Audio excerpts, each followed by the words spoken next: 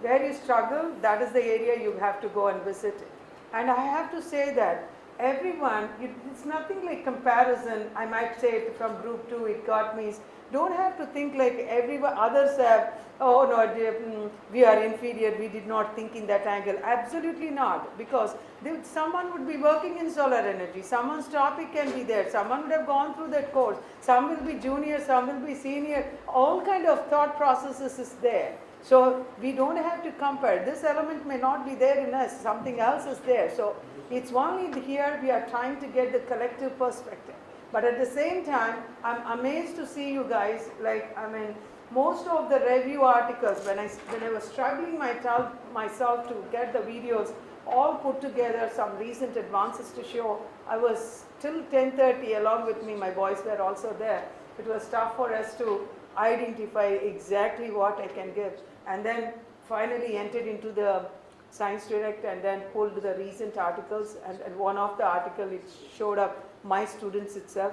That I know that she published in 2013 in RSER journal, Renewable Sustainable Energy Reviews. So that is the most popular. They started in 96, 97, around 97, 98. That is the first time they introduced. I was working in Hong Kong. That's how Lawrence came in touch with me. I mean, I was in touch with Lawrence. Any paper we sent, because why they get published is if you relay a rapport, you know, like number of times of citations and the style in which we write, or that itself will give you a blindfolded for them to approve it, especially in reviews. And my strong suggestion for you research group is like, I mean, I think most are in the research areas at least, I mean, so is to do the literature review. I know it is an extra time and extra effort, but that guides you extremely well. What is that new is there, or what you can mimic with little change. You do only little change. One guy did with one fin, you do with two fin. It still is fine. But going and comparing it is the point of thing. Debating about it or justifying it of your ancestors thing is the main story there. We have Nobel Prize thought process is left, but at least one or two I have written here. I'm going to share that one. That is definitely equivalent to a research topic straight away a person can use till PhD level too. That is at least I myself in the field, I have not got it. If I would have done this job a couple of days before, at least the system could have printed it and given it as a copy, ready hand copy for you all. But you guys can access Science Direct, right? I have summarized to some extent except my art. We have to work only 3-4 days. Oh, okay. 3-4 days you need to list the things. No. You were sleeping and dreaming about listing things. What? See, you cannot get excuses. I know in the way that I can go here. Okay, you thought about it, come here and share your thoughts. That's what I will say. Then immediately you are shifting it to 3-4 days. No, let's get in the morning hours, let us not. When we get really tired, we can talk about it. Now, coming back, I wanted to come back and share with, did a group 4 come? Group 4 escaped, that's fine. But they had a good thing also. Let us get into, I'm going to review back what I have found so that everyone gets the perspective of different. There's no comparisons and all, okay? Some are experienced, some are not experienced. So there is no, and different fields are also there. Chalo. Now, and then I will list the stuff. I was talking about the Science Direct. I mean, so when you have to review, do you also use the Science Direct journal? How do you access the journal articles? Huh? How do you access the journal articles? If you want to refer some journals, how do you access it? Kazakhstan journals or international journals? International journals. Also the Reuters Web of Science. So Web of Science or Science Direct, through that you go. Yeah, that is what I wanted to say is, in case if someone is interested, I'm going to circulate this.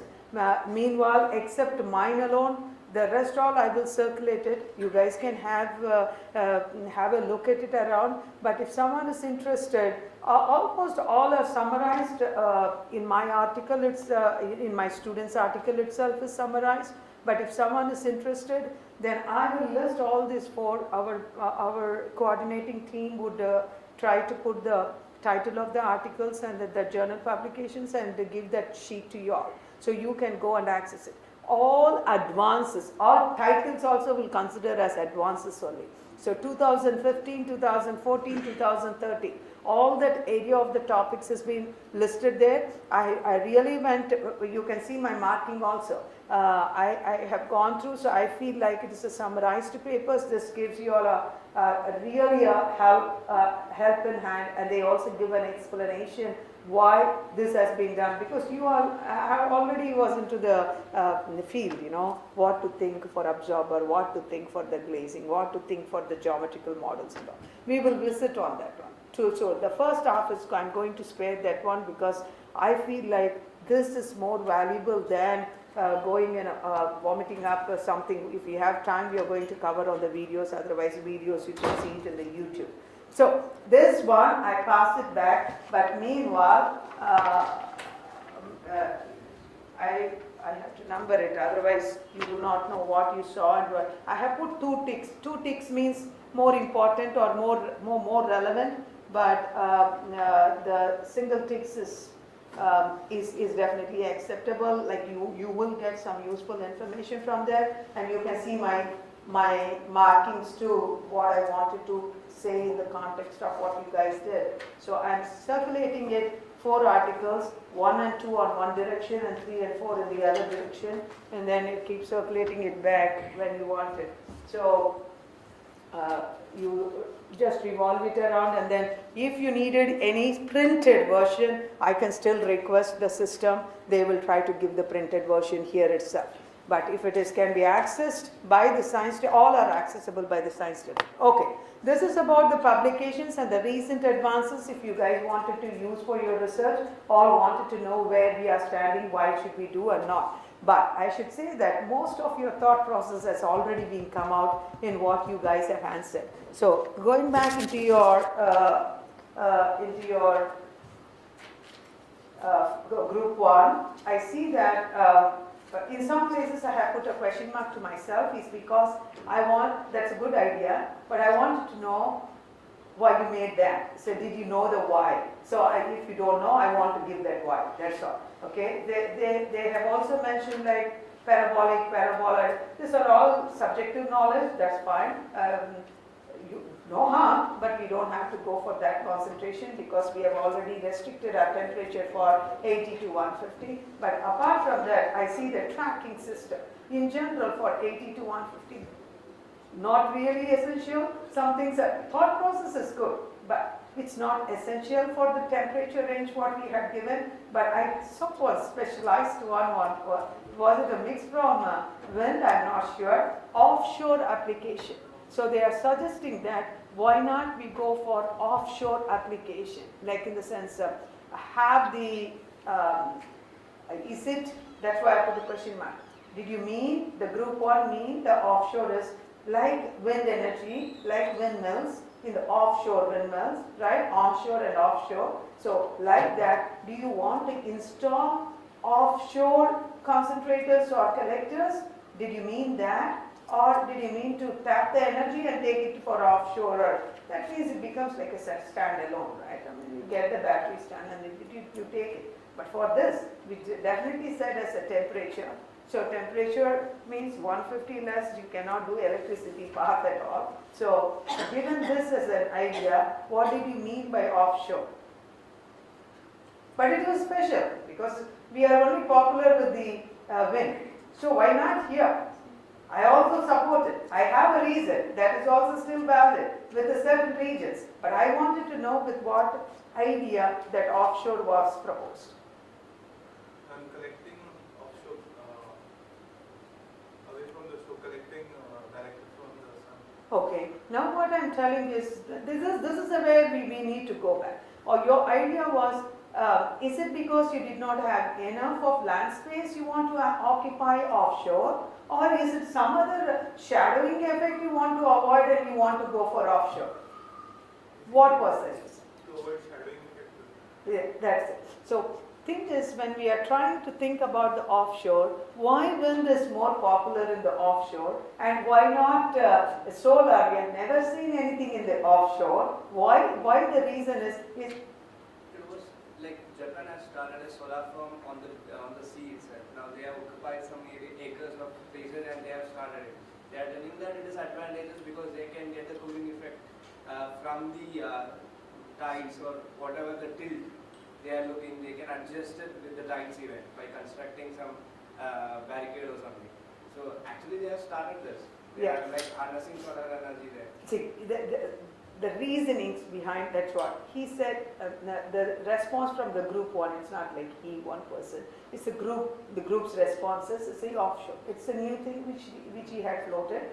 We are trying to think on that. Why not offshore? So the reasoning was shadowing. Shadowing cannot be a reason there. The reason is why. Then we need to go back to our why popularly I see offshore windmills. The reason is the wind, especially wind, is more sensitive to the surface roughnesses, buildings and this thing. And then the blades are also quite long. You cannot have a space just like that, a small fan run. So you cannot afford for that kind of terrain for that. Most of your sea areas, at least you will be getting during the night time good because of your sea breeze, land breeze working principle. You will be definitely getting the wind. So the offshore windmills. And second thing is it's only one foundation, and one small foundation gets entitled to the bedding, and then you do it. So offshores are more, and then that one is more energy conversion. If you see that is more higher compared to the energy density compared to your solar. So that was debatable and it was acceptable for the offshore. And the second thing is you cannot afford for the urban spaces, and then things all get restricted. If you, especially in US or Kazakhstan, I do not know about their topology, at least I know German topology, but I wanted to say that when you are going in the highways, that time it is becoming more windy than in the building spaces because of the buildings and surface roughness and everything gets arrested, like hindrance take place. Now coming into that offshore concept, if you go back and look at it, is I feel that like a Hong Kong, Japan, they are all little tiny places. Land price is the most expensive in the world. If you ask, is the Hong Kong mainland. Land price. I lived in 366 square feet. 366 square feet means how much size? It's not that chair size. It may be just this one. Exactly. Just that corner of that place. Inside that, I have a bedroom, I have a kitchen, I have a dining space, I have a bathroom and Latin combined together. Can you believe it? A living space to sit. It's all like that. What I'm trying, that I'm just taking back into your imagination, how small but still creatively you can think and put things together. That is how they are done. So spacing is an issue, you think, but at the same time, what is the drawback of it? Windmill, at least somewhere high you are extending it because they have to be at a certain height, right, to avoid the surface roughness and other things. But still it is posing some issues about your voyage, right? If the ships and things has to go, that is not the right idea. But the principle in which Japan is operating is mainly about the volcanic issues. They cannot go like our desert area or things where they can spread it. You need which I am going to cover today. The GIS system we need to do minimal. There is rules before I can think like a farm.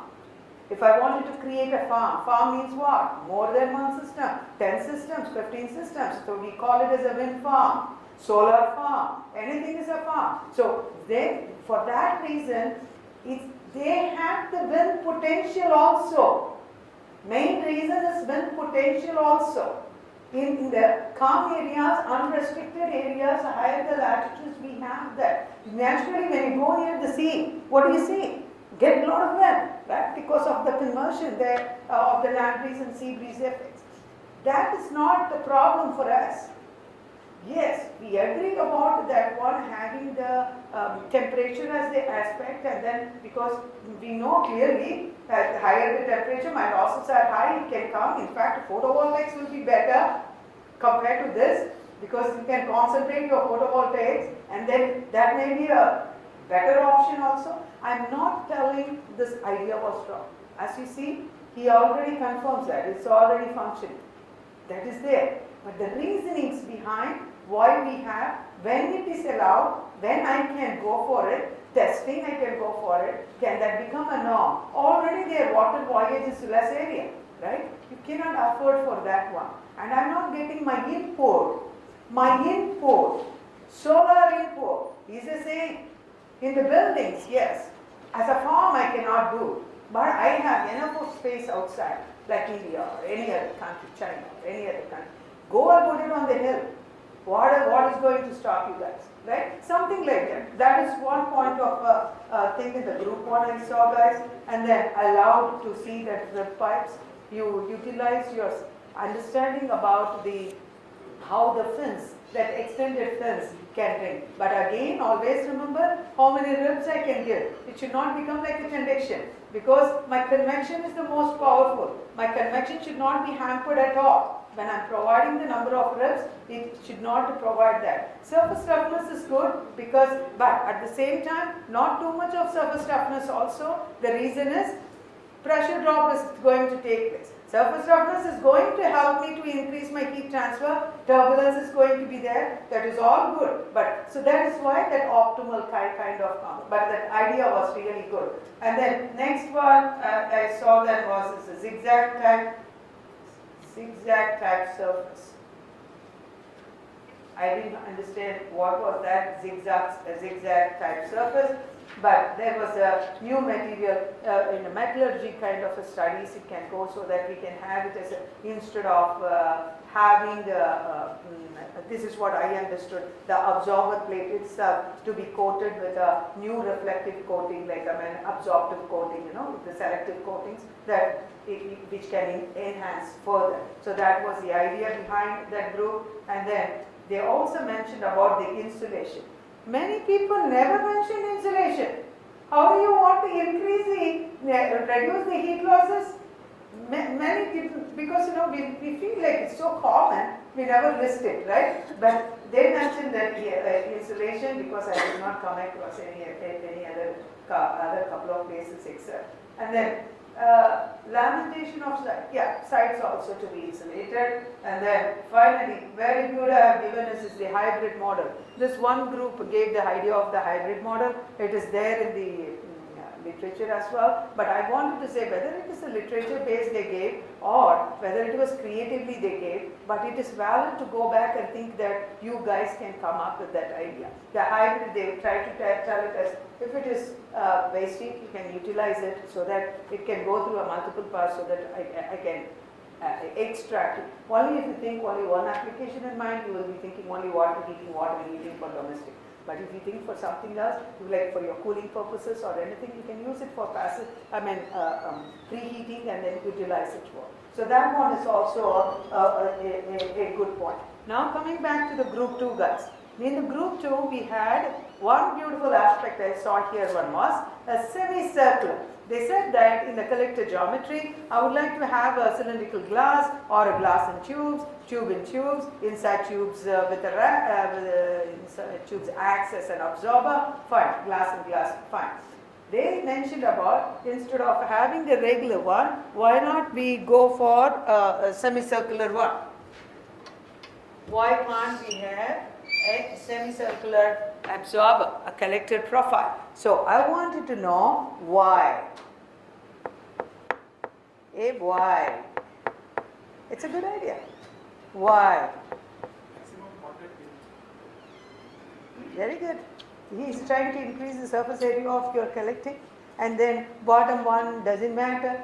If only fluid is going to go through, let it flow through. So that was his idea. And insulating is much easier also at the bottom of the plate once liquid is collected. But the problem here, why it is not, of course there are different kinds of absorber plates where the tubes itself, the plates itself can become a collection point for the fluid to flow, is because of manufacturing defects we often try to come across. I mean, so you would have seen in your, how many of you all know about this heat exchangers and then extended fins?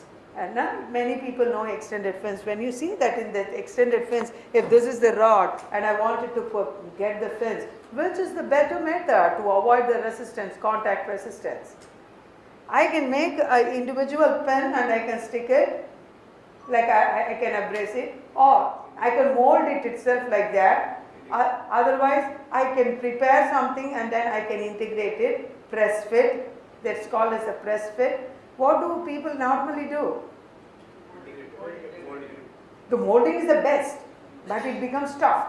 So much of wastage material and for them to correct. So people manufacture it separately and then they get it as a press fit. Even the contact resistance, that itself gives you a little reduction in your performance, but that's better, but that's okay enough rather than going for wasting the material, that as a cost effective method. Same thing, I'm saying that this idea is good, the answer, the reasoning was also perfect to increase your surface area you are trying to get. Apart from that, this also can act as a slightly like a concentrator type, right? In the doom tape, all the multiple reflections can happen. So that is also a very good idea. The same group came up with an idea of telling, take the absorber tube, one half of the absorber tube, coat it with your black. We know why it is black, because absorption is high and I don't want it to be emitted, so that's why we are going for a selective coating. What type of selective coating? Some students in some other groups, they have listed what kind of coatings also, they remember that much to tell also.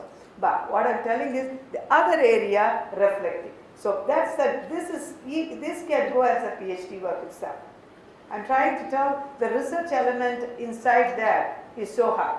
So it can be done. Individualized tube itself can be tested, and that is going to come as instead of one tube, it's going to come as 5 tubes. Now my question is, whoever input that idea, what is that, which side? I see that one is silver coating on the bottom end.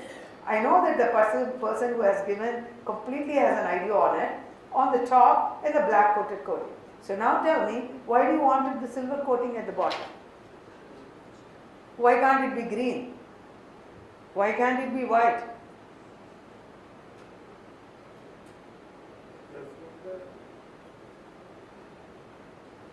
Perfect. What? Yeah. Why do you want to reflect? What do you want to reflect? You have every sense. You could have put a silver in the top also. You did not put a silver in the top. That's a good idea. But what is that bottom one? Huh?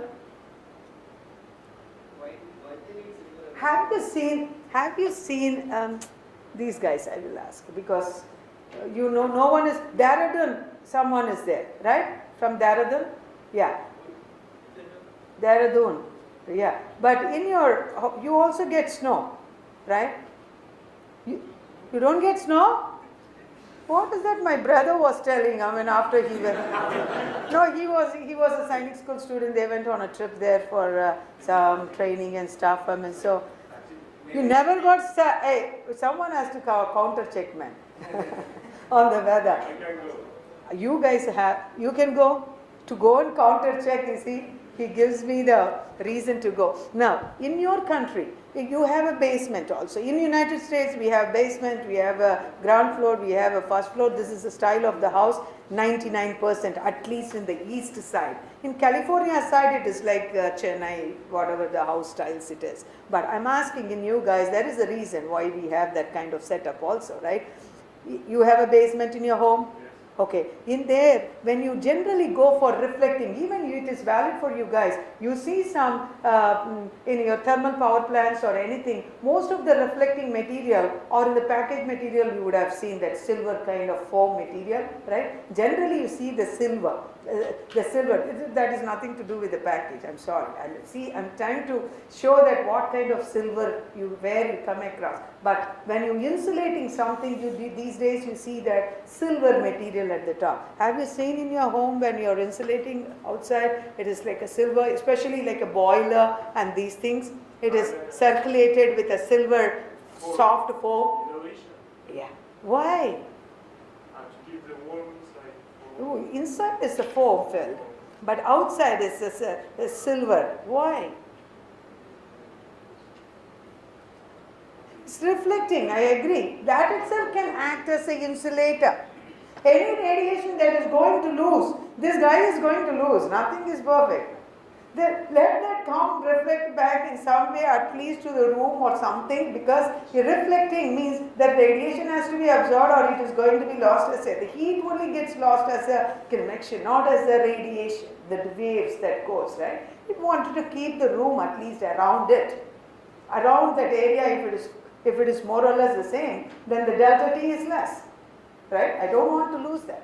So that is my reason that it is always, inside layer all will be glass wool, outside layer will be that plastic, that aluminized polished one. So that is why they are coating it. So when you are trying to do, anyway this guy is going to go reduce whatever the insulation you pack, all will have certain time, like your coffee cup, insulated coffee cup, it may stand like your flask. We call it here as a flask for drinking coffee or thing. It will stay for 2 hours, 3 hours, 4 hours, maximum 6 hours I've seen. After that it has to lose. But we can restrict to a certain extent. So that is the idea behind, but that is an excellent. I haven't seen some articles, but I came across a new type of a YouTube. One is the brass and the copper coated. They have introduced recently. I have a picture for that. But I wanted to say that the idea is really good. Going back and figuring it out. And methods to enhance, I have to put a question mark. So you thought so deeply about other areas, you lost your time, I think. How to enhance? Okay, but that is good idea. One is done, and then what? Third group. Third group went back. That's also nice, unique. I mean, the group said that take a collector, put it in the basket of a reflector. Put the reflector around it. What is happening? It's like a compound parabolic collector, you know. The core collector itself is like an absorber. The radius, usually we are more popularly seeing that if this is a collector, if this is your collector, then you provide the reflecting surfaces on both the sides, right? Now, these guys are suggesting that go take it as a shape, completely like this, and then put your collector itself inside, so it is going to act as your concentrator as well. You can aid more additional, right? Usually a flat plate collector, you don't have any concentration at all, right? So you can have an additional amount of radiation. That was unique for them to think that was good also. And space between, space needs tracking. So what they said that vacuum between the tubes and evacuated tube collector, chromium, nickel, or the copper tube, and then they said that I have written that space needs tracking. Vacuum between the tubes. Somewhere they have written something as a space. So I said, why do you want the space? You have written that as a space. This is group 3. Group 3 have written that coating can be adjusted according to the sun. Copper plate with coating, okay, got it. I got the idea. Now, you wrote as coding, right? Oh, so you wanted to have the additional thing, auto tracking as possible, like your PV panels and all. But that's a good idea, but just because, go ahead. You have the reason, share it, nothing wrong, it's debatable. Don't stop yourself, go ahead. But if we are considering vacuum tubes, like that can be adjusted, like EVs can be adjusted for tracking. We can easily do, since the size, we can make it according to our requirement. But these are tools, and to like adjust it with the radiation, like always it has to face the sun. That is hard. And plus, Why hard?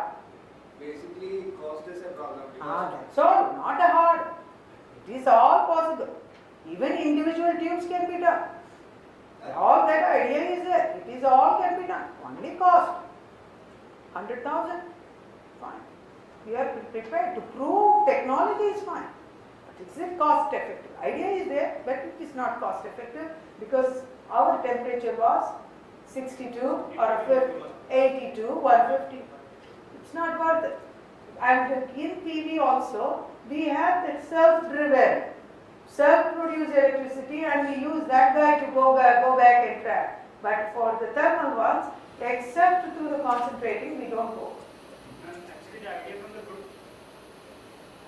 group was that they will be providing around the collector. There will be shading like this, and there will also be reflectors around them. And those reflectors, since the sun will be changing the direction, those reflectors will be. I know that you wanted a simple. Yeah, got the point. That's along with the reflector and the tubes, the whole base can move also, right? I mean, roughly it is better to have individual tubes rather than the whole base moving. Like you can put a swivel plate down and then mounted this guy and then track it according to the sun. That's a good idea, but as we say, as you also pointed out, cost is the point thing, and then what is that I'm trying to get it at, instead of spending that money, I will just take just a resistor, plug it in the current, plug it in the electricity outlet, and then I can heat the same water for that. So we need to see what the pluses and gains what we are trying to get. But that's a good idea. But as long as you have the reasoning for what you have, that is good. That's what I asked.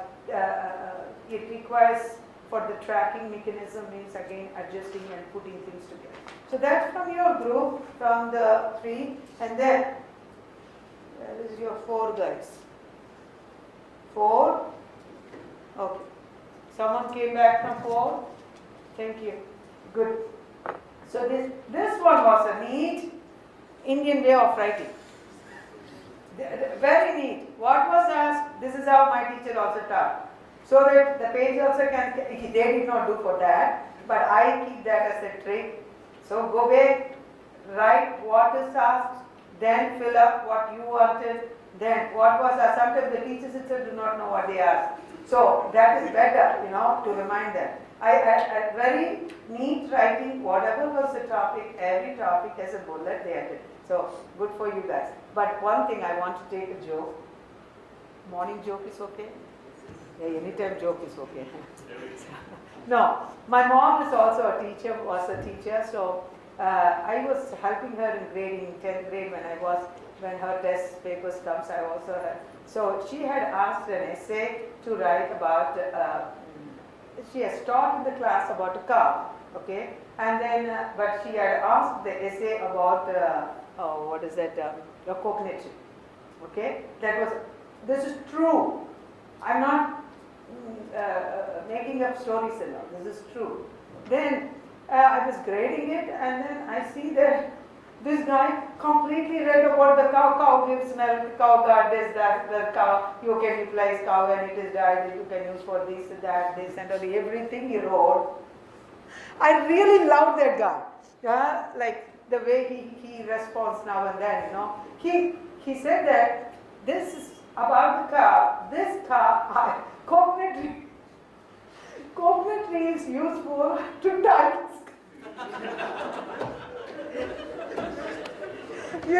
I had to debate on that whole day with my mom and laughing about it, but still, I credited him at least with 6 points instead of 10 points because I enjoyed that intelligence, you feel it out, you go and tell that the speak it can be utilized. But this is not in that sense because it was really bulleted. Now, going back here, what these guys have said is, I wrote something as good. It's because of the way it was written itself was good. Yeah, here also people went back and telling that they can use different absorber material like a copper and things. And they said that collected geometry, easy to construct.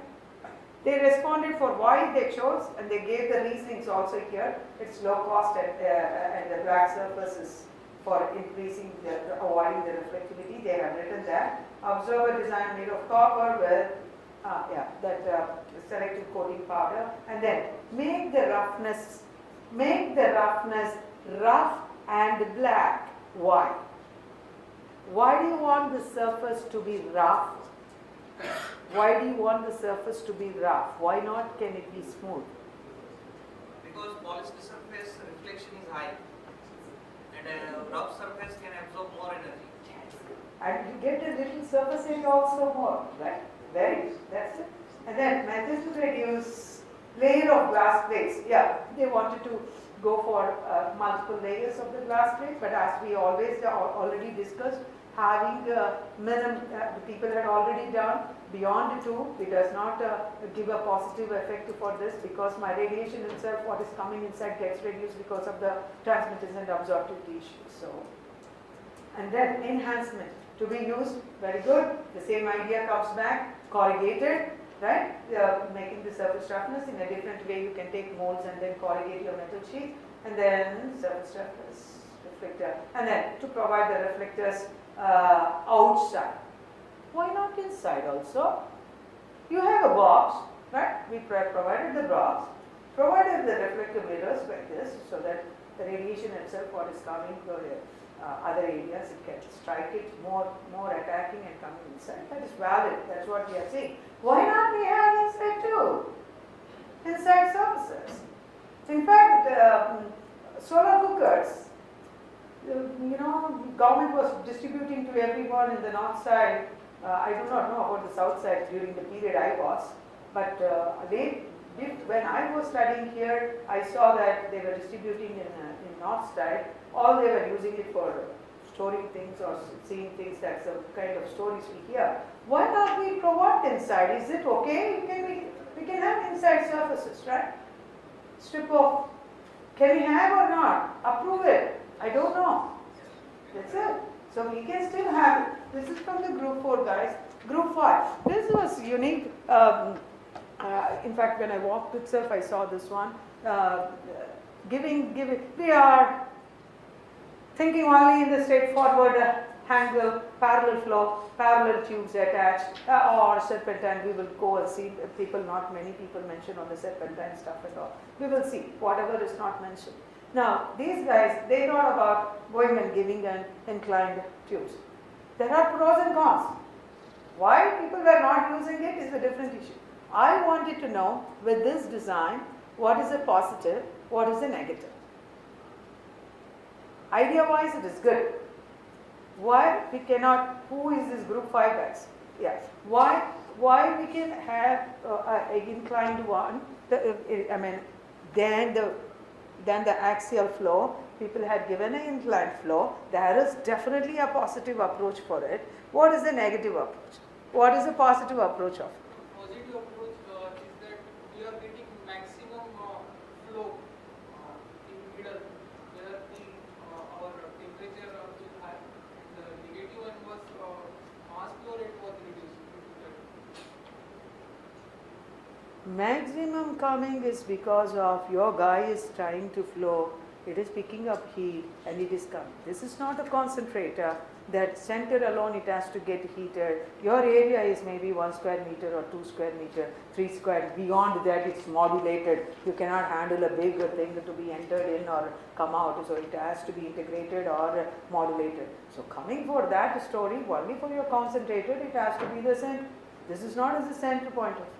But still there is a positive reason, though the reasoning was wrong, but the idea was correct. What is the positive? Anyone else also can help him out? Help the group out? Sorry, not him, group. What can be positive?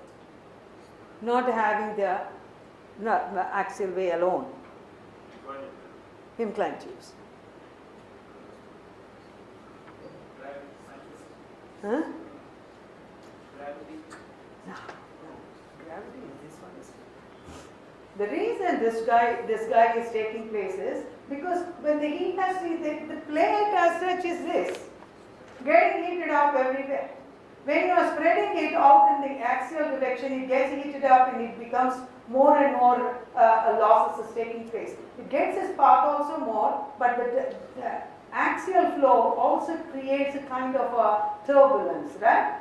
Instead of going inline flow, right? It attacks, it gets hindered, creates a kind of a turbulence. Turbulence is always good for you. So that is the effect you are getting. If you see on the flow wise also compared to your parallel flows, your zigzag flows are better.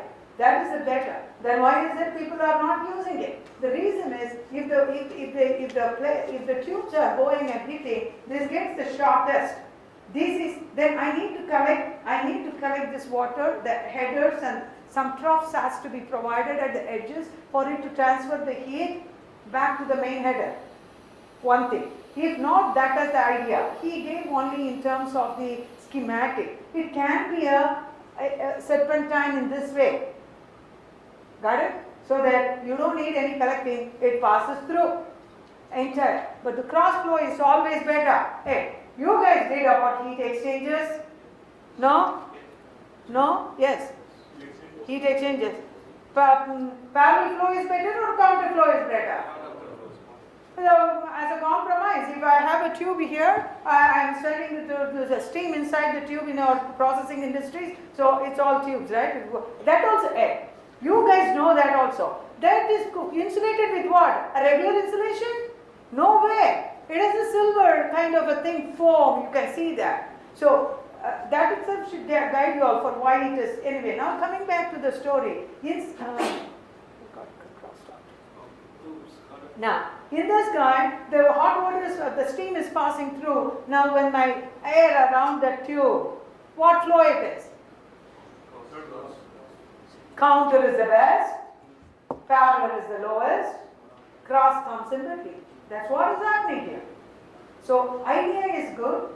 Maintaining, if it is going to be only a disinterrupted tubes, then it gives the issues of having the troughs and circulating it and all. That is an extra additional losses and manufacturing difficulty. So for the simplicity, that is the reason we don't see that common. But I'm going to give you all creative ideas what people have done. Because they need to get an MS degree, right? A PhD degree. Do something different, we will report it, we will get it. I also did like that one. Anyway, now inclination, tracking, mirror, see they all mention everything. Incline, not even one student.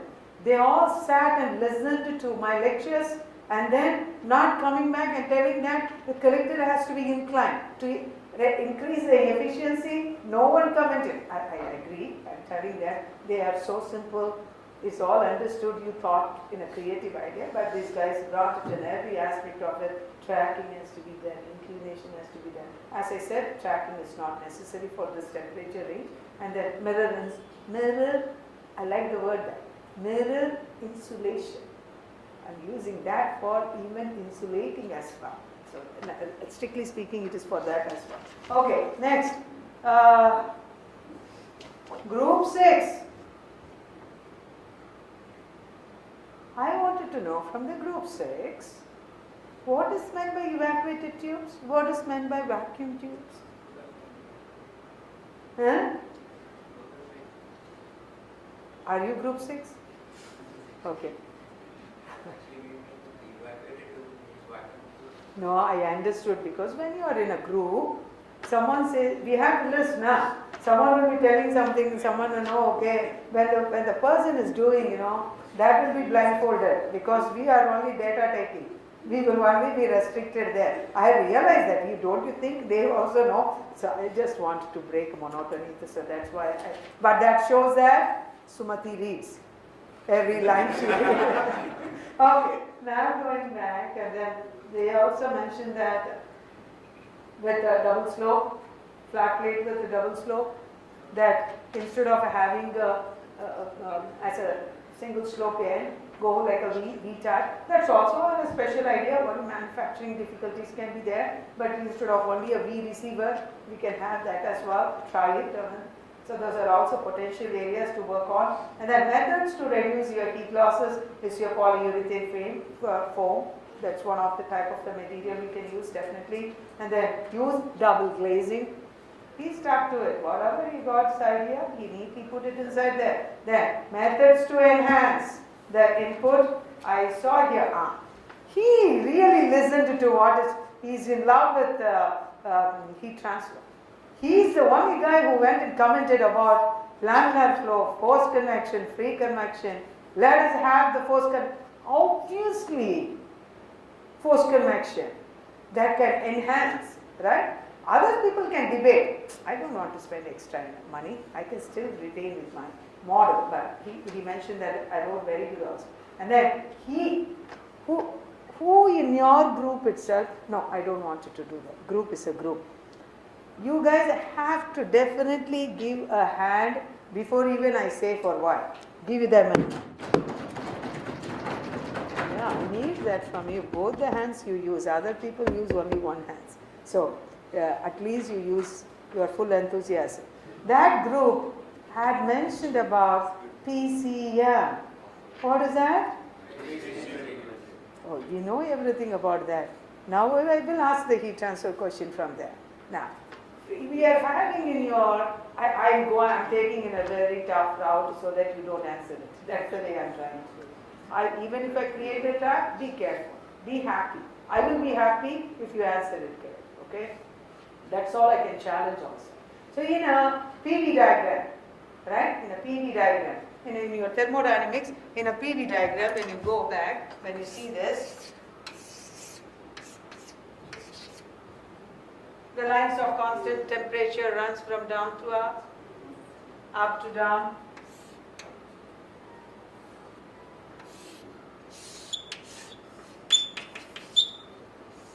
Now tell me, when you are having a liquid, Liquid. I'm going to use a liquid. I'm asking, what is that? It's correct. What? Temperature constant lines goes that way.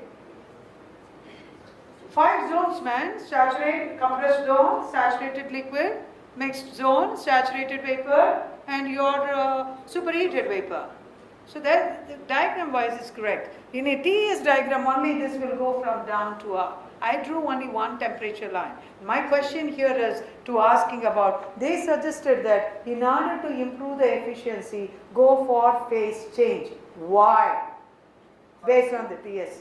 Constant temperature, that zone you will get that latent heat part where the temperature is constant. Okay. If you have a constant temperature, that is good. The difference. The losses will be less. Right? Hydrogen capacity. Huh? Hydrogen capacity of PCM And is energy low density is of energy. Okay. Energy density So is during the daytime, if we have sunrise, but evening, if we don't have sunrise, it can PCM can. Perfect. Why is that it is able to store more? My water is not able to store more, but a phase change material is able to store more. Latent of facial material is high compared to water Where is that zone here? of the medium state. Phase change, any time that takes place, what is kept constant? Only temperature. What happens is, friend? Pressure is also, temperature and pressure is kept constant. So in your both your condensation, what is meant by boiler? Is it a boiler or phase change? Boiler? Have you known what is the word boiler? A condenser? Boiler means what? Is it a heat exchanger? Listen, we call it as this. All are heat exchangers. We give some special names. Boiler means coal becomes hot. Then it changes from liquid becomes steam.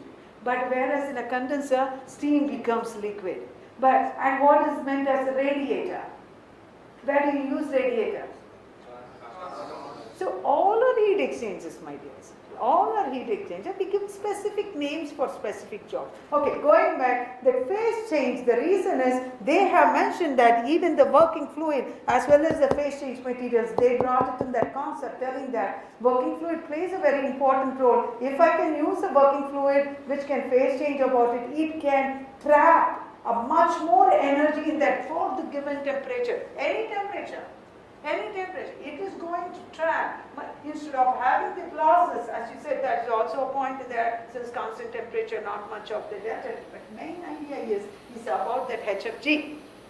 It can capture that much amount of HFG, so always phase change is a better idea. So that group got it. Last innovative group came back is about our Kazakhstan students. So those guys, no, at least you have to correct me. My thought was correct, because you thought like I'm too intelligent.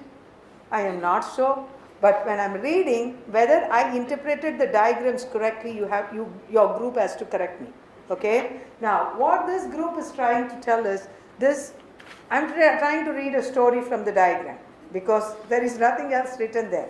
No, we have to excuse them because language issues and things there, but they have communicated what they understand in the diagram. So what I interpreted from this diagram is they want to go for a flexible model, flexible type of a collector, where you can inflate it, it will automatically spread out. Then it's like you carry it like your air pillow for your train journey. Remove it and then roll it up and then come back. Then it automatically has the tubes. Automatically, when it spreads up, the tubes areas gets inside there. So they are because they mentioned that it is fluoroplastic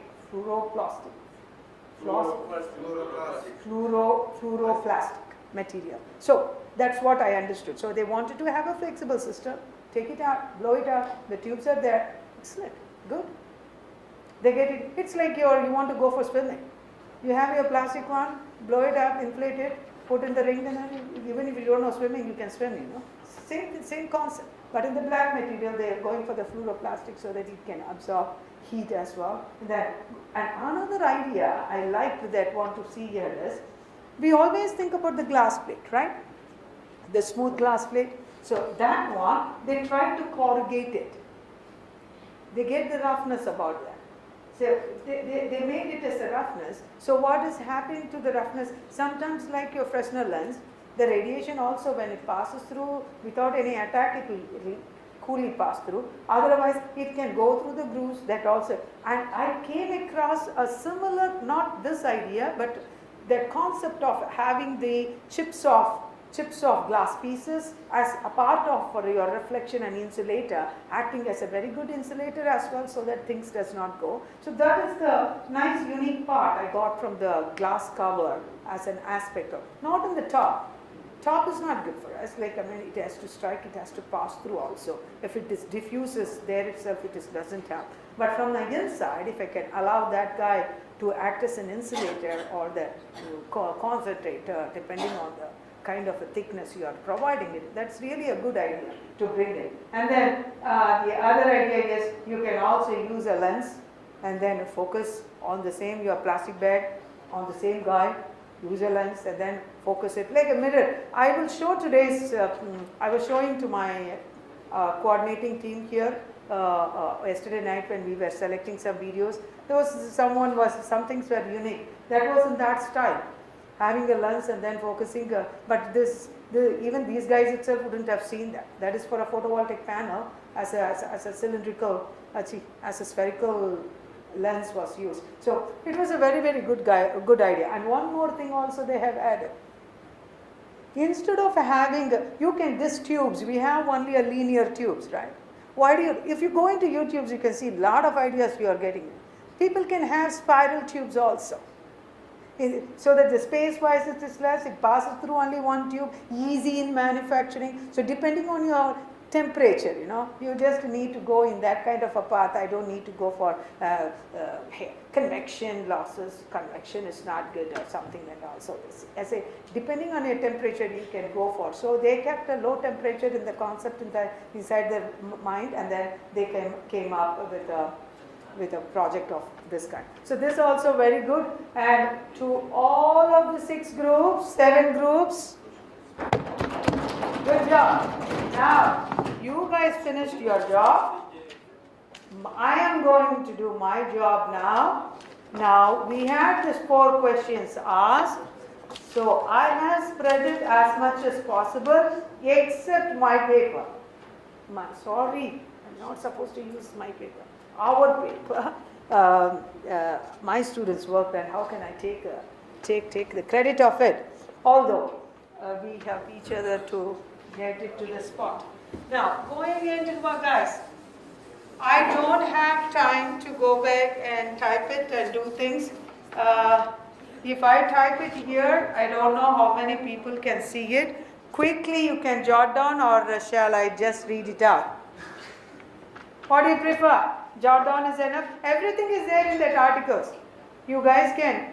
Everything else, what I have summarized here is there in the articles. After you finish your article, circulate it. Everyone should have finished rolling the papers at least 1, 2, 3, 4. And in certain papers, I myself have marked it. That's what I have brought it all together as a summarized one. I still have time. I wanted to finish up this guy and then get into the next portion. Okay.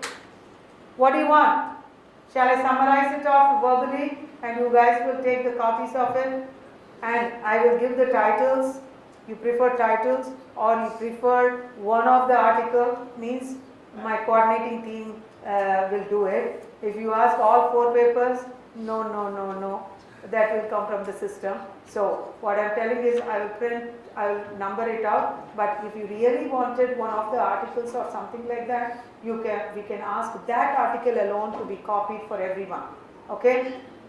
You can individually tell me, I can tell them, whoever wanted, which number you wanted, I can get it done. Okay? That is the paper which you wanted to keep referring it for the advances of it, that we can do, because advances come only in terms of research and then only it comes into commercial. This is the recent ones what we have got. Okay? Okay, now coming back into your first section. When we said about your collector geometry, guys, apart from your axial and apart from your inclined idea, we can go and use your serpentine method. You can go back, choose you can make the flow to go through this with this particular part, and then most popularly we are exposed to is your parallel tube. So we have headers, so through one header usually counter flow. So go here and then this one gets out. So you will be having your parallel flow is the most common, and then serpentine division, and then tube formed metal sheet. So you can go the third style was you are having your same sheet. You go back and this same sheet is so well done. So you will use the sheet itself to form the pipe. So in other words,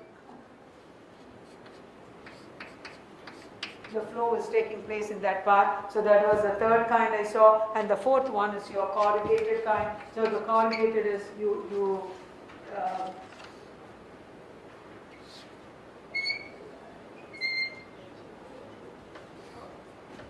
know what is corrugated, right? You know what is corrugated, right? You take your sheet, then make the sheet something like that, and then through this part, the radiation, or through this, allow the liquids to flow through. So the corrugated sheet, or people to also use as a. And one thing I saw here, one was some guys have used this kind also, the double pass.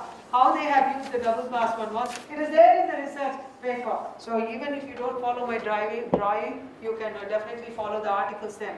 So they have put 2 cylinders, 40 gallons each. They have put the 2 gallons. What they have done is, the liquid enters through this guy. The liquid enters through this. It taps out from here. Allow it to go here. Pass through this inside. Then tap it out. So it takes the two-way process, and this guy is coated black, not this black, coated black, so that it can absorb the radiation. So that you have 2 cylinders, at the same time you can increase the volume too, so twice it can get heated up. That was the idea behind. It gets an extra length, hydraulic length is more, so that is what it is trying to do. So that is what is the double cross. Another special thing which I saw one was, yes, it is strategically for your what is that? For your storage purposes, that is also a good idea of your thing. Well, another water heater, you have a flat plate electric here, but you go back and take it to a storage tank. The storage tank is, so they called it as a trapezoidal solar water heater. So they go back and store it here so that higher temperature one automatically, so you don't have enough of surface area up for it to lose. High temperature ones can be, so they call it as a trapezoidal one. That was something, see, these are all like research. So what the skills you get may be useful, not useful, but the skills what you are getting will be always useful in your doing stuff. Next, I think that tank and all this is in this page. I mean, later, whoever has a tank will circle. And then next one is, that is about your collector designs. Now coming back to the second part of your absorber designs, I have come across two pass flows, that is your double, and it can be a spiral flow, it can be a porous absorber plate, but porous absorber plate mainly they use for air heaters, not for our water heaters, okay? People, because in the porous heater, air can also pass through the slits and then can get heated. And then you can definitely provide fins for your metallic plate, so the fins were there, and then V corrugated. Generally a V shape is always preferred for multiple reflection, and the same thing with the trapezoidal idea. The losses can be less as well, okay? Where the absorber plate you are placing, this is your V shape, and you have a tube running here. The distance, the space occupied, that's why V-shaped receivers, mostly we call it as a V-shaped receiver. They're also corrugating that one so that they get a higher efficiency. And then double exposure, the way we had done, double exposure or a double path. And then tubes or the ducts, okay? So the tubes are, see, it can be circular, it can be hexagonal, it can be any shape of it. Why they are going for it? They wanted to try whether extra surface area you're getting, is there any improvement of the stick. In general, tube itself is sufficient, but I need to get an MS degree. I will try all different shapes and things. Now, there, one unique thing is, people are also, in that absorber one, plate itself, they made it as like a helical plate. Helical, usually we put it for the twisters. For the flow taking place in a tube, you wanted to increase the effectiveness of the heat transfer, we put the helical inside.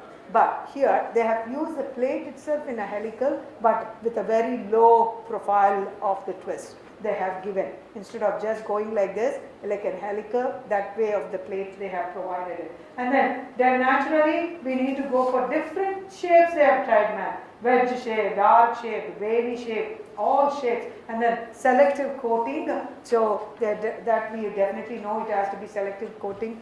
Channel type, you just use as a channel and then allow the liquid to go. And the material can be any different type of material depending on your need for the temperature. So people have gone for black silicone, black copper, black chrome over nickel, and polythene also, like a polyester material. So that is about your absorber designs, what I have got. And then the next one is about the reducing the losses. So how to reduce the losses? Obviously, my solar radiation, mostly important is in the top area itself to be arrested. So you go for overlap glass or the double pane glass. And then this one, how many of you all are aware of? This is a very important, it's been there in the system since 1980s itself there, but Kaushik from IIT Delhi, he came as a visitor to me when I was working in Hong Kong.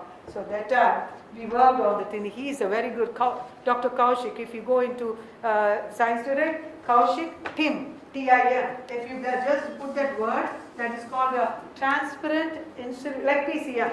Transparent insulation material. So if you go into that, what is that is being done is, let us take this. If you take this one, if this is your glass plate and if this is your absorber plate and this guy was sitting there, inside here, what they do is you have the honeycomb structures like this. Make a honeycomb structure. It's like your cylinders, small cylinders sitting on the plate till your glass plate. So why is that they do? Transparent. Why it has to be transparent? Because my radiation has to anyway come inside. So where is the losses that is really taking place? Compared to creating vacuum is more expensive. So if I'm going to have the individualized cells, I'm going to see this is the table of my collector. Let us go in this space. I'm putting one cylinder here, one cylinder here. Okay. Now what is happening? My radiation will flow through only this cylinder. This area gets heated up. This one does not mix with the other guy. I'm restricting his space. The same as in your heat exchanger. Compact heat exchangers, where it is compartmentalized. In the same compartment it will flow. It will not go back and mix. It can mix. When I want it, I will not have this habit because I wanted things to mix. I wanted it to lose heat. I will have that. But here I want to gain the heat. My objective is to gain the heat. So I should arrest the heat transfer. For arresting it, I am trying to keep it like this. Behave yourself in the cell. That is the aspect we are trying to have for individualized. That one, that concept, that the profile of the tube, it can have a square, it can have a rectangular. In general, people have found, based on different shapes, the honeycomb structures are more effective. Honeycomb means what? How many sides? How many sides? Honeycomb. I should become a honeybee to say that, right? No, you are drinking honey yourself. Honeycomb. No, have you drank honey? Tasted honey?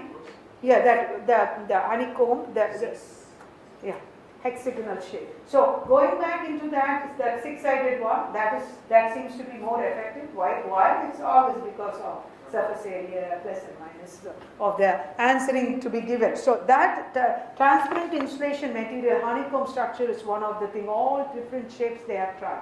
And then plastic, the material types also can be different. It can, what kind of types of material you can use for your glass. Instead of glass, you can go for fiberglass. That is much better. Glass is better in transparent. In terms of insulation, this is better, the fiberglass. And then so going on the glazing can be plastic, acrylic, fiberglass, polyvinyl. What kind of plastic? Polyvinyl, polyethylene, polycarbonate, reinforced plastic, etc., etc. Now, that insulating materials, when you are coming there, when you want to insulate the bottom side at all, there you have two different types. You can group it. It's all in your literature. Now, going back into is inorganic material and organic material. Inorganic chemistry, organic chemistry. What is inorganic? If you don't know inorganic, forget it. What is organic? What is you are physics people, right? But still you know it. What is organic? What three things make organic? Are you an organic person? All biosystems are all organic only. Now what is that? C? H, O. That's it. These are other all things are inorganic. Now coming back to your inorganic, foam, glass wool, glass, and then matrix, broken glasses. They are thermally insulated. People have proved that. Then other one is for your organic thing is expanded polystyrene, and then polyurethane, gypsum, foam, wood, wool,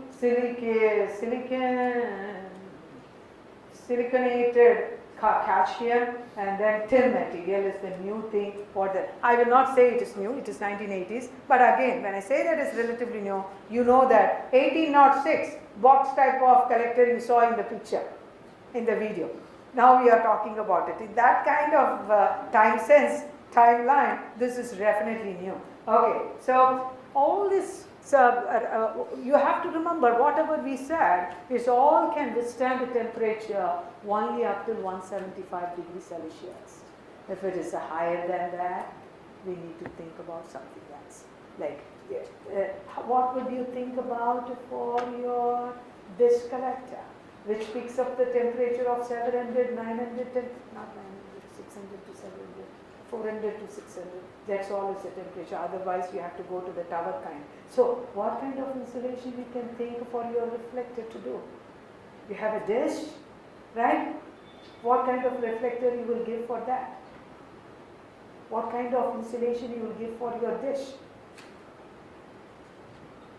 Come on, guys. This is morning. No tea. It will be sent back. Tell me. What kind of insulation you will give? I need at least one presence of mind to answer this question. I have a dish collector. You have seen dish collector, right? Yesterday itself you said you know everything, so I did not go into fundamentals. So dish collector, what kind of insulation you will provide for my dish collector? What kind of insulation? My thermodynamic babies, you know it. Tell me. Do you need insulation? Do you need insulation? No or yes? Thank you. Only you, whoever said no, you can first take your tea. What is the necessity of your reflector, man? That guy doesn't get heated up. That's only your absorber that is sitting. That guy has to get heated up. So I just want to test you all before you go, but still telling it so much always. You understand that if I ask a question, I'm screwing you all up. So become presence of mind and think and answer. Go. Have a good tea and come. 10 minutes is there, then sit there.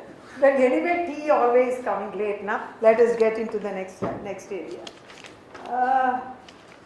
Okay. One more concept. I mean, I did not ask you guys back inside the system. I only asked you all to concentrate on your collecting part, so that we never went into the other section.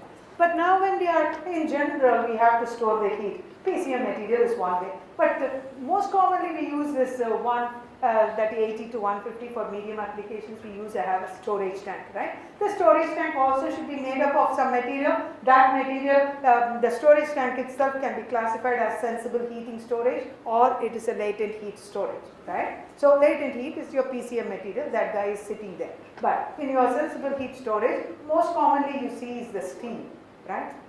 Steel or iron? Iron is also used.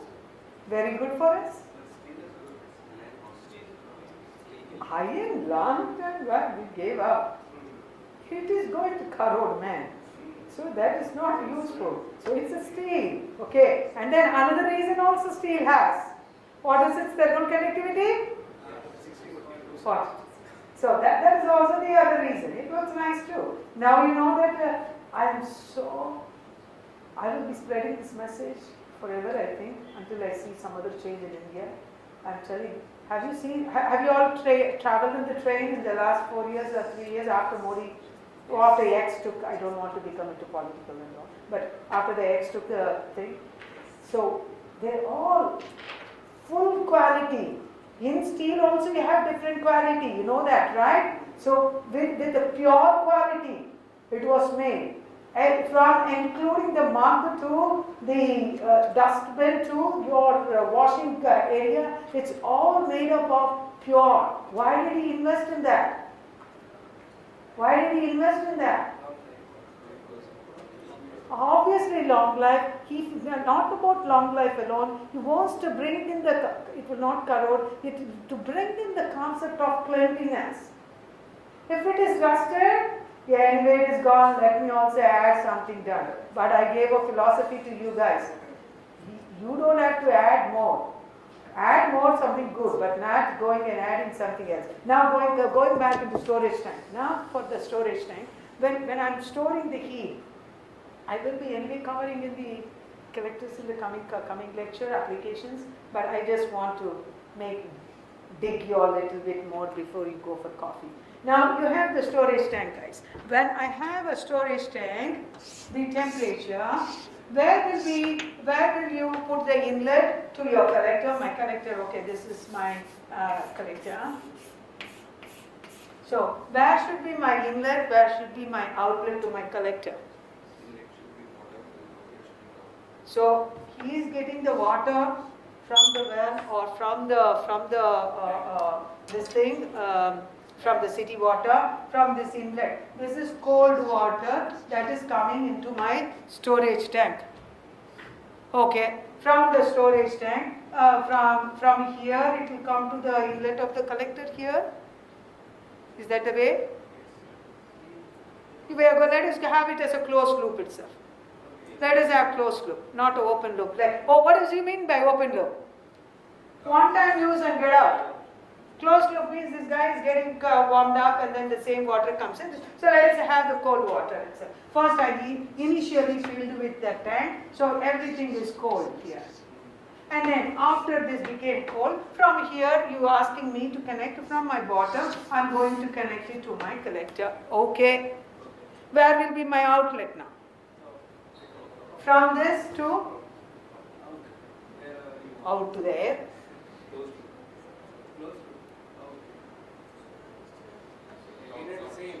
Okay, that guy is going to come here.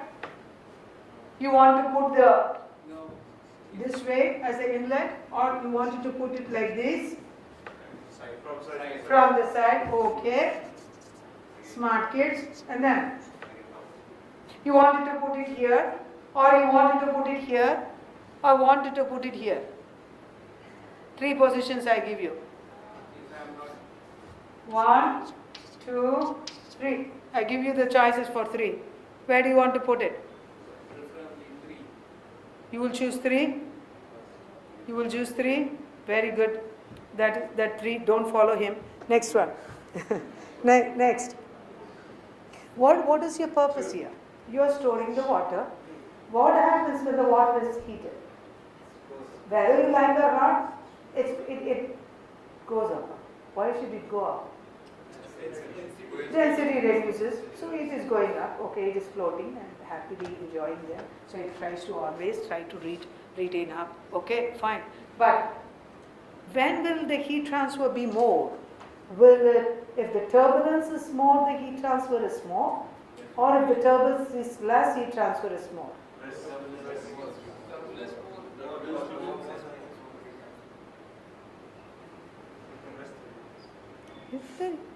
If it is less, where is the convection? It becomes convection. Less means the fluid does not move, it's quietly sitting here. So it is, the force has to be there, right? The fluid has to move. Therefore you have to have better heat transfer, right? But my objective of my storage tank is to retain the heat.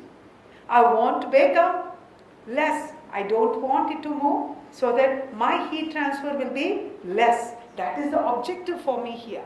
So if I'm going to put the water here, right? This one is hot compared to this area. This guy will try to go up, disturb these guys, all these guys, and it will go and occupy the first seat. So naturally, when it is disturbing, some kind of turbulence. So unnecessarily you're bothering and you're losing the heat. So instead of that, if I put the hot water here, it was hot, it is going to occupy here, that guy is not going to disturb another compartments. So you have you heard the word called stratification? Yes. So stratifying the heat. That is what you do in these honeycomb structures. You're stratifying it. Don't go and make it mix. I cannot. So people have come up with the idea. So that is the place where you guys use the language called baffle plates. Near the inlets. That is the other reason why the baffle plates are provided, this baffle plate, so that the water, if it comes with a certain velocity, it goes and impinges there, and then slows down and then slowly makes, because with the force, if it gets inside, it's going to disturb them. So not to do that. And then apart from that, people had invented, apart from this nozzles and baffle plates, people had come with a porous plug to that material also. They use this polycarbonate netted kind of thing, you have been using in your kitchen. You put your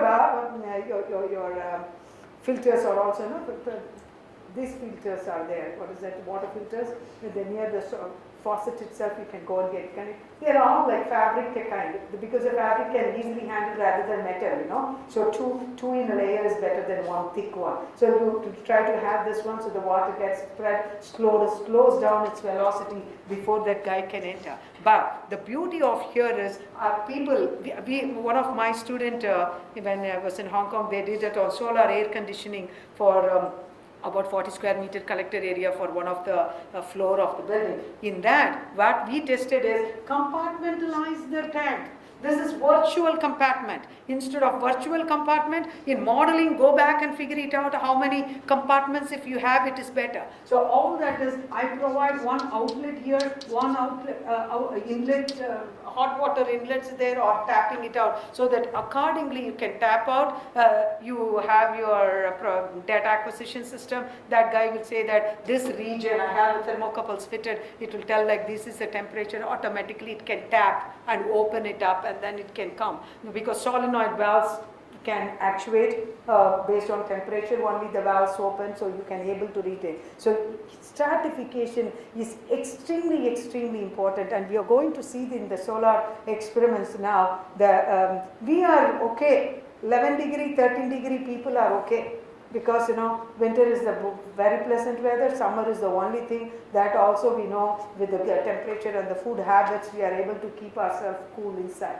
But the people who are experiencing like Ooty or Dehradun, or I don't know, I'm thinking still in my mind Dehradun is a cold area, but I have to come there to see. We will go, okay, to Dehradun. So Dehradun we will go, even I have not seen. Today, who will teach here? Who will teach here? Dehradun is not here. It is in the near Delhi, above Delhi. You have to go. When you leave, we will go. It's like a baby, I tell like that. Okay, so what I'm trying to tell, that place is the main thing. Wherever the cold areas in the north side, that is the place where we will be more particular, like how the solar house heating and things and all will be there. Remember, insulation is number one, has to be there in your brain. Anything, industry you go and work, insulation is the first thing you have to attack. You will not believe, but that is the place you have to invest your money. No other place. For energy efficiency one, insulation is the number one. Designs and all later. Got it? With this as a concept, we'll get ready for a video scene and then get into the lecture part after coffee. Go, my guys. Enjoy.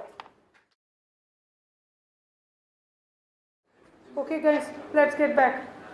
Now, we have seen our flat plate connector, and then how to get the efficiency of the connector, and what kind of things we need to go for its parts, different parts, and what kind of creative things we can think, or technically how we can improve its efficiencies. All these ideas rightly we have, and concentrator, when we can go and access your concentrator collectors when your temperatures are higher. All these ideas we have. So now we are going back and seeing into the applications.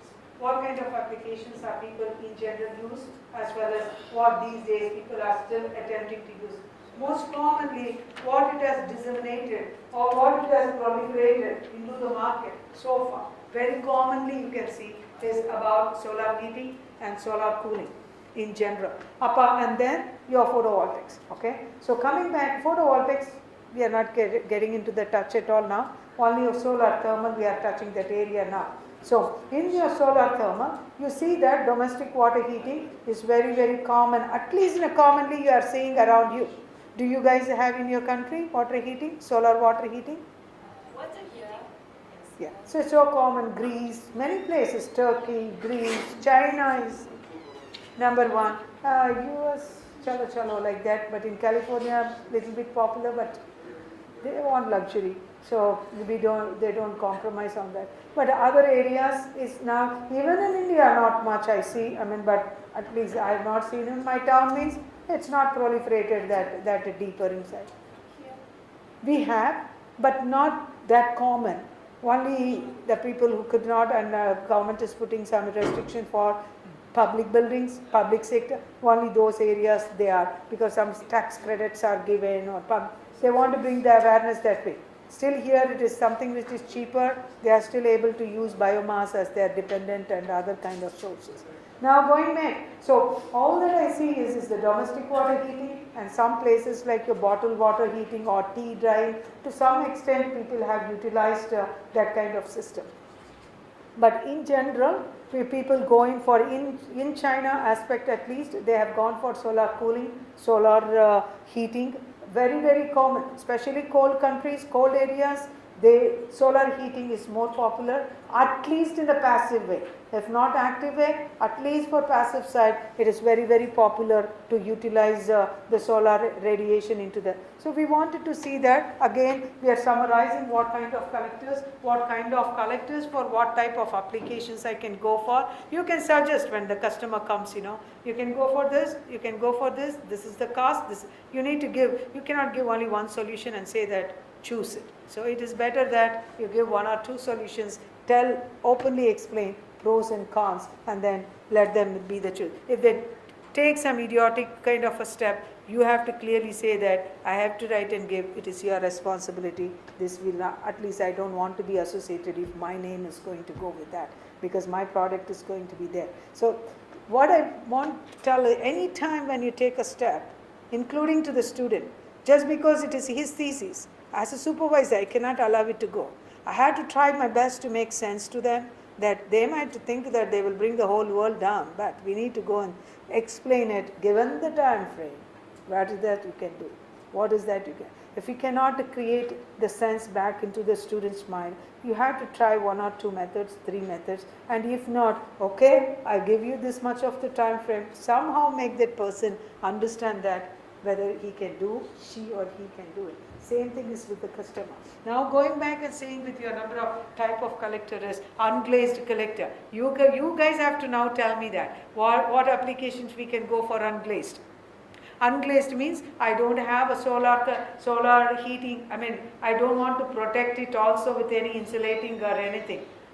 Just the radiation comes, hits my flat plate, my absorber plate gets heated up, and then once that guy gets heated up, some water is passing around, so naturally water absorbs heat more than the air, so some effective heating is taking place there. So when do you go for unglazed? Unglazed, no glass. What kind of application? Naturally low temperature application. So what kind of application do you think? Mostly unglazed.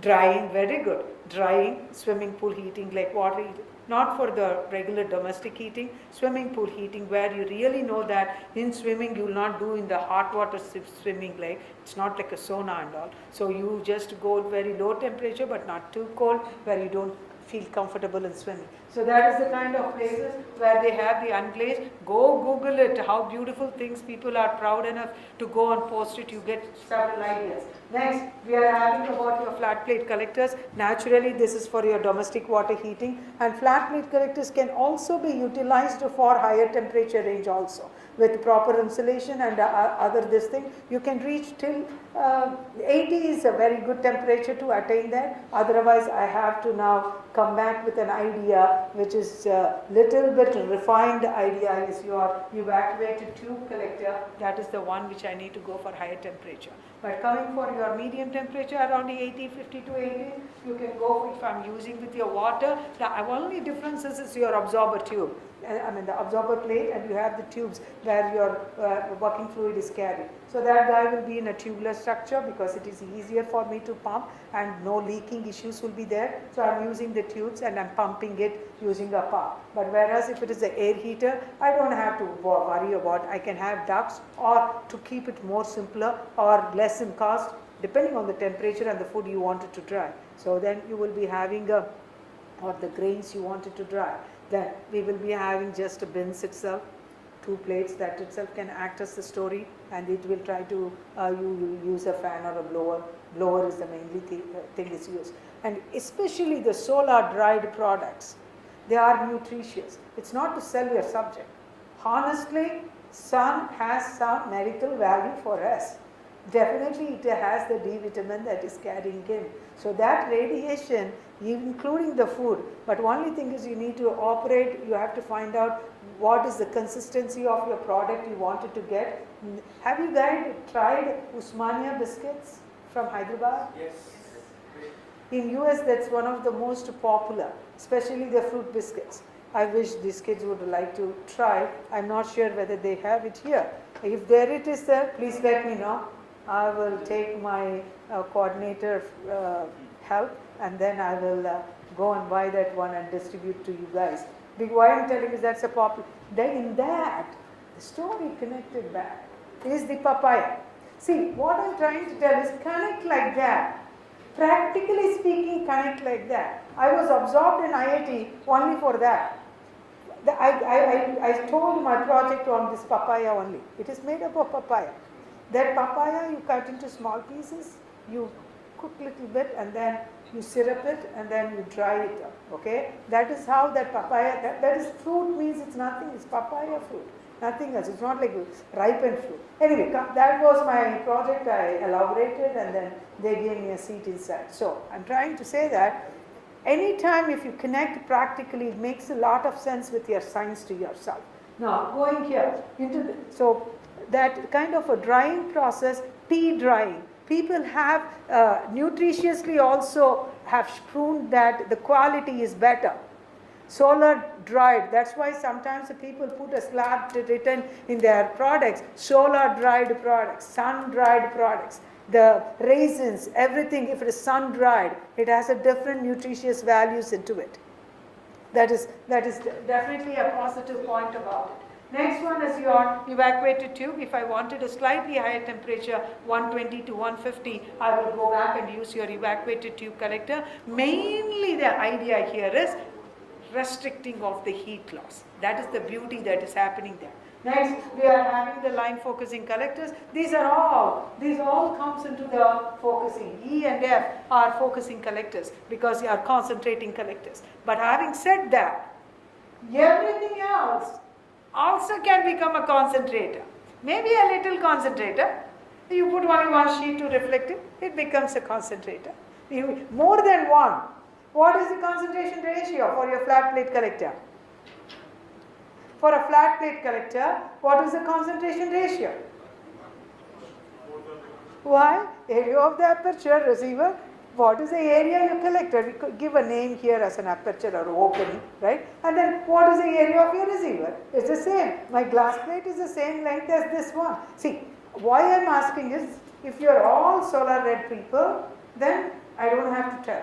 This is mixed of everything. If you don't understand that, what do you mean by concentrated? Why is that so? That's the reason I stopped myself getting into fundamentals there. But whereas I provide only 2 reflectors. I have a box here and I put I give whosoever it is, from morning it is lying down here. Anyway, so if this guy is, if I put a reflector like this, my friend will not be happy. Hello? So now, if I'm going to put my reflector, should I do like this or do like this? See, I am always get confused actually. Anyway, going here, now I'm having this radiation, I'm a collected filter, so compare whatever the area, what is this area, I add it up. So area of your receiver,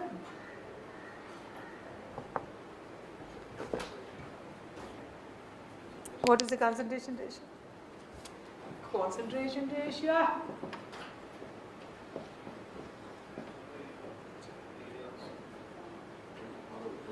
Correct?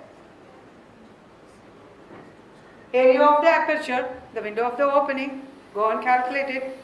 Am I correct in my expression? Am I correct in my expression? Presence of mind. My heat transfer students are killed like this only. Am I correct with my expression? What it should be? Opposite. Thank God. Because otherwise you don't have, you need to have a bigger number, more than one, right? So if you throw a smaller number, how is it going to come? So anyway, going back and seeing here, for a flat plate collector it is 1, so if I need to have a little more, it can be 1.5 also, doesn't matter. So you can provide only the reflecting area, only one end also. Depends on that. But all the idea I wanted to say is, as of now, these guys are not reflectors, so they are having only one. And then the next one is, if you are going into your line focusing collector, you might have the concentration part much higher, depending on the need, what you want it to go. But even having said that, there is only certain capacity you can do. right? You can do only about 20 or 30 or 50 or like that. So in general, here, if we, roughly speaking, I might get the concentration ratio if I put it like this, but another idea, group 4 or group 5, whichever, I don't remember which group, but that group who presented the idea of the collector inside it, they might have a little higher the aperture area, and then they take into account of the calculating.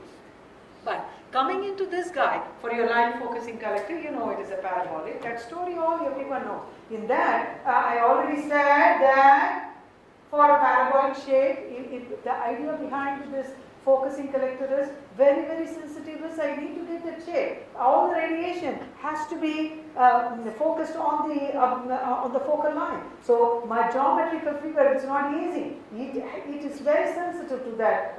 You can't draw. It's okay. It will not be doing any job. Even it will do worse than your flat plate collector because the guy is not getting heated up at all. It's flying somewhere else.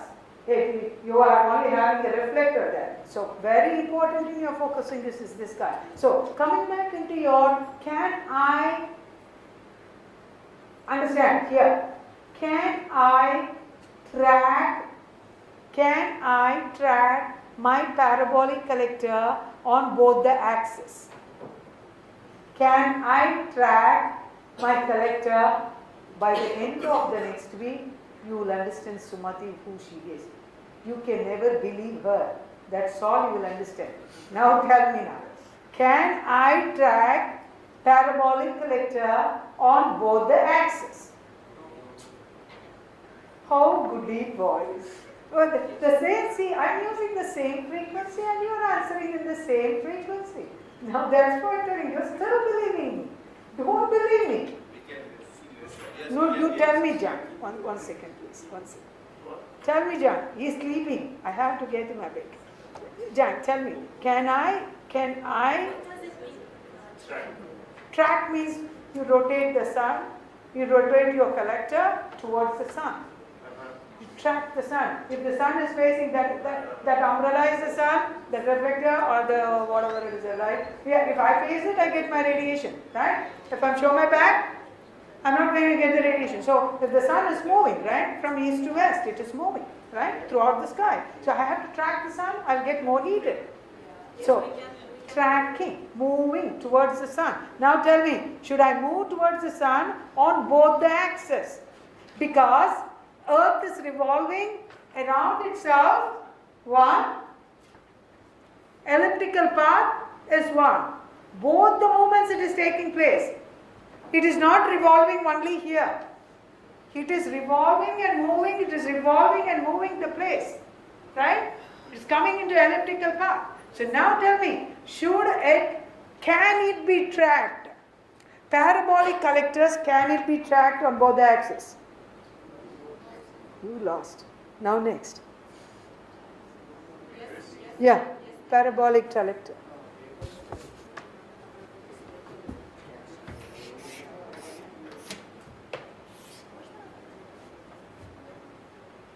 You think. Next. Anyone else? Go ahead. We can track seasonally and daily. Yeah. So the seasonal one is that guy, elliptical guy. Daily is this guy. So I'm asking you, can it be tracked on both the axes? Yes. There you go. Who asked you not to? You can always be more perfect. Nothing wrong. It's minimal is required is you getting 60% to pass. Who asked you to stop to get not to get 80%, 90%? Go get it. Oh, it's too expensive, I don't want to go for it. Means then do at least this. If you don't even do that, it will become conduction. It is better off for you to have a flat plate collector than having the system. That's all. Now coming back here, same question here. Can I track on both the axes for paraboloid? Or let me change my language. Should I track on both the sides?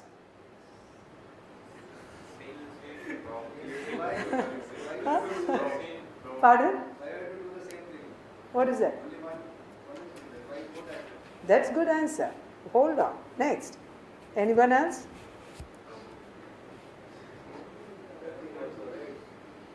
Okay, what is this parabolic? But you were not in the class. Are you in the solar also? Are you also a solar boy? Yeah. Solar boy, then you need to know. Then, I mean, that's okay if you have not taken the class, but this is essential for you because you said that you were not there in the previous classes, so it is okay if you give this answer. But other students, if they give this answer, they never listen to my last class. Or I was too fast and they did not capture it. Either the problem, okay? 50-50. Now, point, focus. Should it be? I changed my language. Can it be? Now I'm asking, should it be? There is a difference. Now tell me, should it be tracked? Yes. This guy alone, I don't know. Why can't be? The other also is focusing. The other one is a line focusing, my dear. Can't focus all through the direction. But this guy is a point focusing. It's like a concentrator. Focus on one point. So point focusing is much more powerful. But at the same time, the problem is I need to get the radiation every time to be focused on that point. So this guy is moving. The sun is moving this way. The sun is moving on this on the elliptical orbit also. So you have no choice. You need to do it. Otherwise, it will not behave as equivalent to even this line focusing guy. Because the point is one point. The sun is moved. That guy will be sitting there with nothing.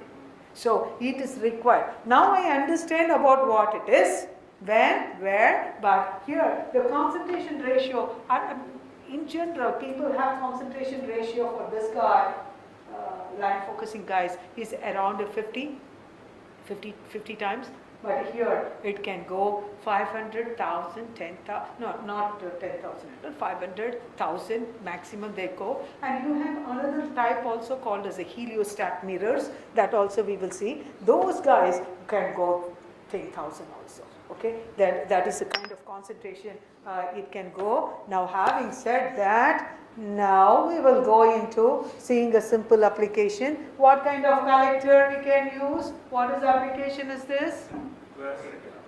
Water heating. Just you take a tank, go put it, and then the temperature can pick it up. All that idea here, engineering idea we wanted. This you know as a water heater. You have seen in the TVs, you have seen in the ads and everything. But what is the engineering thing you need to see? Is this an active water heating or is this a passive water heating? Passive means, what is the difference between active and passive? Why do people give active? What is given as a passive? I got the answer. Yeah. If you have an external source of energy input for the working fluid to move, not for anything else. My main guy is my working fluid which is trying to pick it up heat. If I'm applying that external force, then in thermodynamics, in heat transfer, what is the name we give for that? Instead of active, what is the name we give? There you go, my guys. Yeah, so it is your is ready to do my help to get that enthusiasm and recognition for you kids. Thank you. So going back here. So that is what is the force convection that it comes into picture. That is your active side. Now passive means I'm not doing anything but still automatically taking place. It gets heated up whether you like or not. When it gets heated up, density less, it tries to move, gravity is there. So my cold particle comes down because heavier one comes down. Like who did this theory? Gravity theory.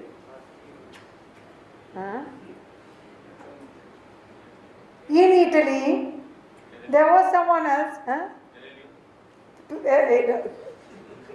Who? No laughing and all. What I'm trying to tell. Pisa Tower, have you heard about that? Pisa Tower? Leaning Tower. Okay. Who did about apple coming down back? Galileo, you are giving unnecessary reward to credit to someone else. But anyway, both are in the grave. Doesn't matter. No one is going to fight about it. So let's go back. Now, in coming here, so that is how the density wise it tries to go up, and the colder one which will try to come down. The Pisa tower was used for putting a feather and this and to find out and see what acts and which can come quicker. Now, going inside the story here, now we see this one as, at least by the picture wise, I don't know whether it is a thermosiphon or it is this. But in general, if you have a tank and like this, or at least the title is reading thermosiphon, so I'm saying that this is a thermosiphon collector. So the important idea is in thermosiphon idea is you need to make sure where you are positioning your storage tank. Yeah, where you are positioning your storage tank. Let me give you a rough idea. I'm having this guy.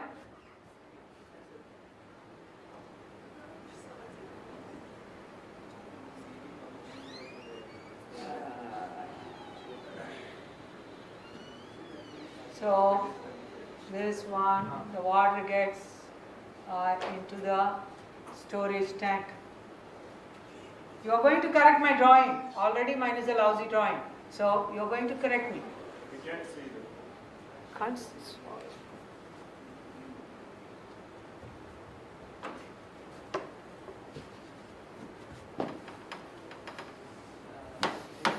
What should I do? I can't help it. Whoever is this side, answer. Okay, let me draw a smaller one. Storage. Now Zhang, can you see? Yes, ma'am. Okay. Now. These are darker, blue. Yes. Blue. There it is here. On that. You are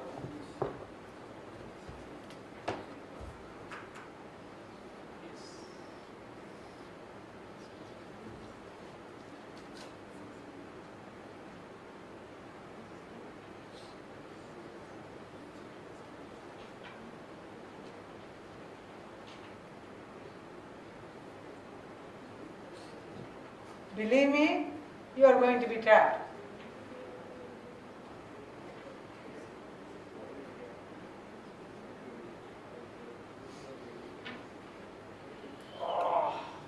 My pipe can go like that also, like a hose, okay? Not a metallic pipe. Whatever the idea is, my inlet, my water is circulating from here and then it gets inside to the top. So it, as my water will definitely come from here to here. And then it goes to this place, right? Automatically it will go, okay? It gets heated up. Am I in the right direction? Is it correct? Will thermosiphon take place? Hey, if I start teaching like this, even 12:30 also is not enough. Come on, fast. It's right. Huh? It's right? No. There is. What happens? Head should be there. Minimal head, MGH, has to be there. Yeah. I don't know, man. At least guide me. Where is my eraser? chair, maybe, possibly. This one is this guy only. Okay, well, that will work. It will work. That will work. Yeah. Use it for anything. Okay. Down.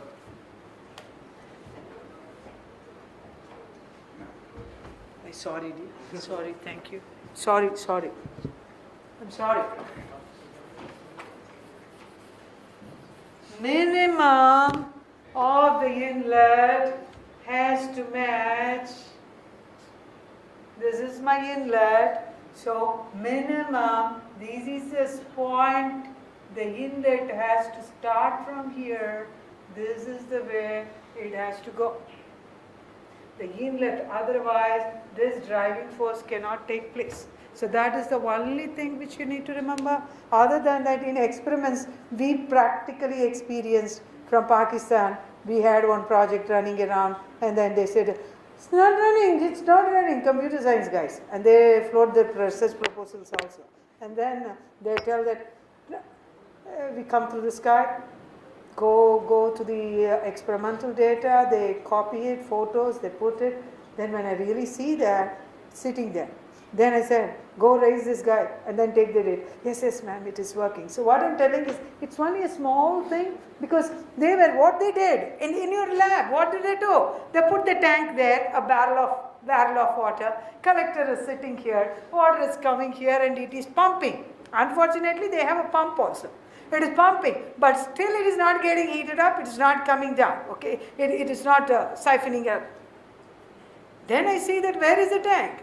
Now you put a what is it, a bench or the some kind of a thing, you know, you have a stand like that or a stool or something like that, then raise and put it, things will work. So it can be trivial, that kind of an errors, that things can conk for you guys. So be careful about the using that guy. So next one we see about active type. That one was a thermosiphon. In active type, no problem. If it is for your convenience, I wanted my room, I don't have a room to have my storage tank up, then I can definitely go back and put my water tank here. Especially in US or anywhere, if you want to put it on your floor, on your roof, you can utilize the roof for different purposes, right? If you are going to, for two reasons, roof is the best thing. One is, it is most of the roofs I have already presented to you all, it is to the latitude of the place. That is the kind of inclination people have given, right? So that inclination itself can become your inclination for your collector. You don't have to put a frame and then incline your collector accordingly. So it is automatically the roofs itself. But in some houses, if they have a flat this thing, then I need to put a iron rod so that it can have the inclination. You have to frame it up accordingly. So now I'm coming here. That is what is happening here. Always here it doesn't matter. Even if this guy is sitting down, this guy is going to take care about the job, and all that I know is my active heating is always efficient compared to the other. So roughly the efficiencies are around, we need to have the ballpark. What is the efficiency a simple collector can have? An active type of water heating? Too low, 30, 40. It should be around 70s. It should be at least around 70s. If not, that is not worth it for us. Anyway, that is your second collector. And your third thing is, it's another different type of your heating as an active heating, but this one is for your space heating, but this is an active space heating. So what instead of having the roof, have you heard about in Kazakhstan, do you have called as a sky roof? Sky roof in kitchen and all, they used to remove one of the slides and then have the sky part. Yes. It will be in the bathing areas or in the kitchen areas, they have the sky roof.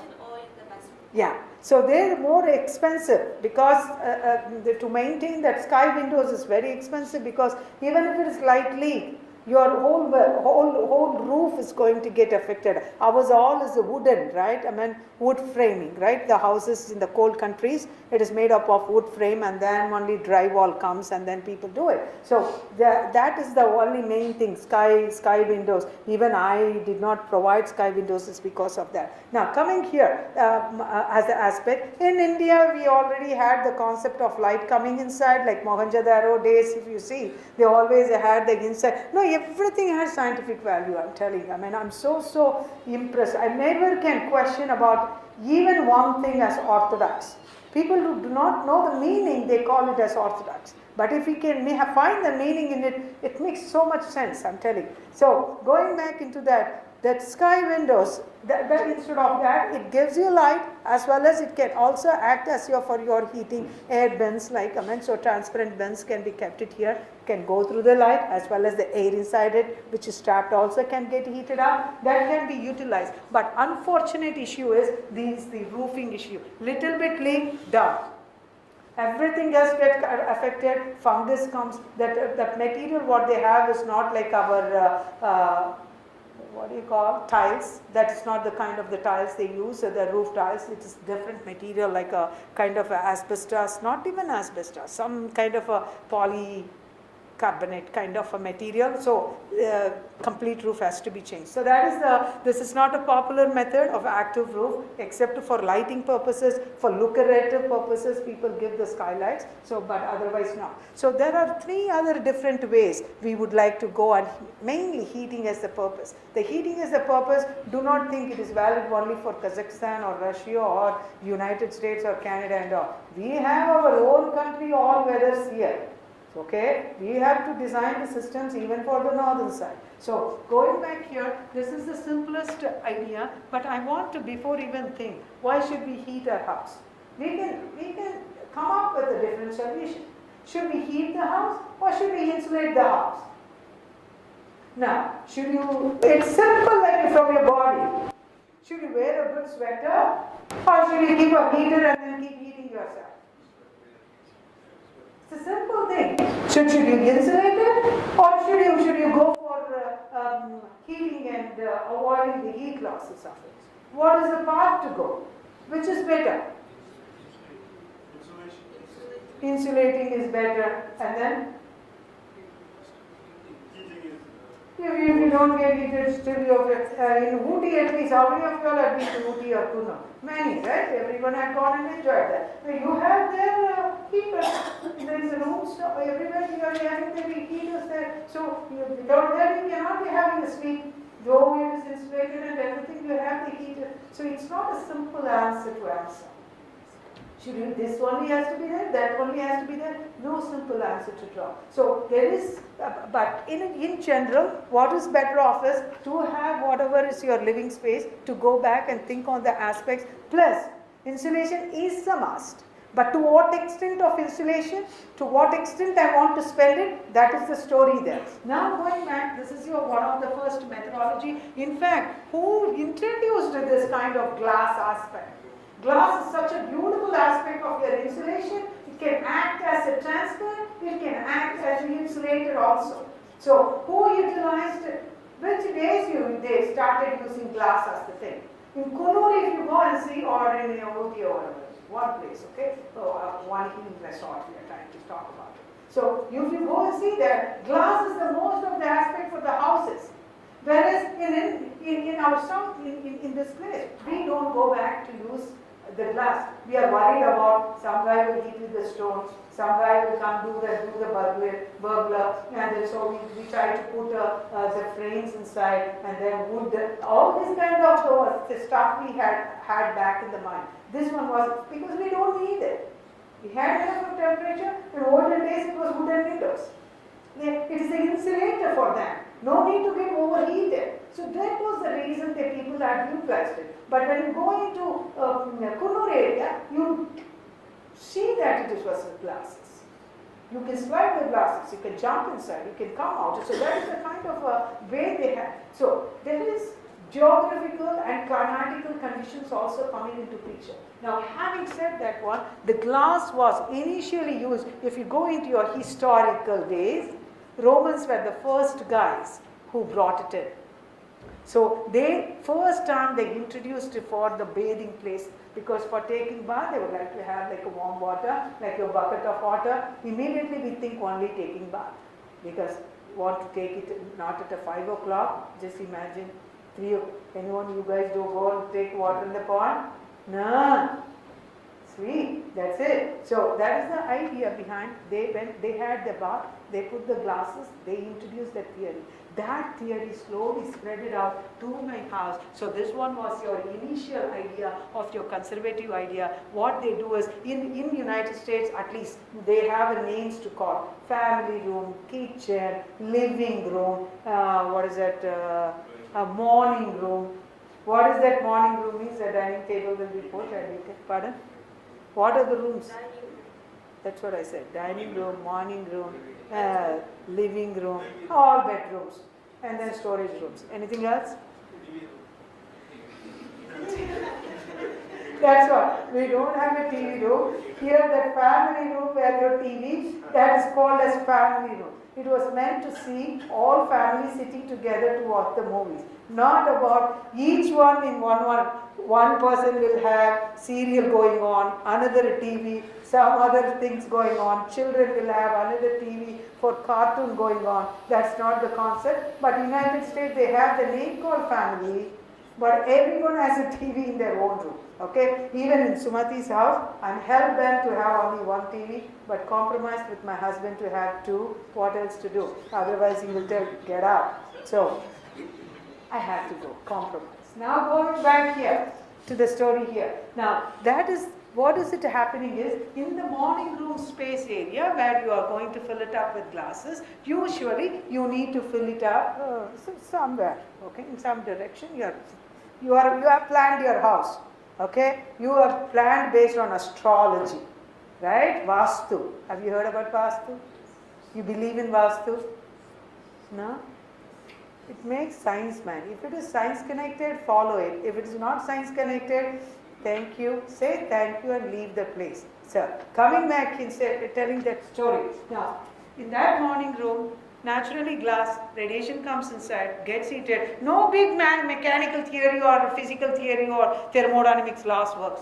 This guy gets heated up, so no, there goes some opening is there, that guy, no opening also. It goes and heated up. It heats it tries to bounce it. So naturally, these Kazakhstan guys, you would have realized that heating in the upstairs where the bedrooms, usually the bedrooms are all located in the first floor.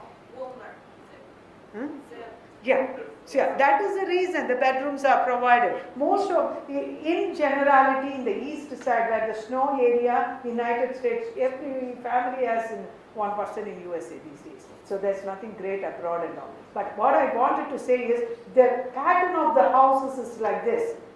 First floor where kitchen, family room, all are there, bedrooms are in the upstairs. So why? Naturally the heating, whether you like or not, it flies up. Even if they do the heating, they have a separate control for the downstairs and upstairs. Downstairs in the night they turn it up. Because all, whether you like or not, all your warm air comes automatically and get heated up. So you don't need to get overheated there as well. That is the concept in the morning room it was doing. A little bit more a person wanted to invent. That is what was your French scientist, is called as Felix Trom. So that in the respect of his name, we try to call it as a Trom wall. Nothing. Your existing wall, like your brick or concrete, whatever it is, we're picking it up. That guy, only thing what we have done is they restrict a little space. Over space, you becomes diffused. My main purpose is my wall getting heated up like convection, store the energy. Which one? You guys have seen like what is greenhouse, glass house? Have you seen greenhouse? Greenhouse is? What is greenhouse? You will confuse yourself because I know here it's a different terminology. What is greenhouse? Oh, we are also into that back, but earlier days I was an agriculture engineer. We use like greenhouses, glass houses. What do you do there? They grow the plants. You are having a controlled atmosphere. So we call it as a greenhouse because plants are controlled for nursery. Some special plants are grown. So we call it as a greenhouse. But same terminology, we went and extended it to a greenhouse effect. Initial terminology we used for that kind of protected atmosphere where we grow as greenhouse.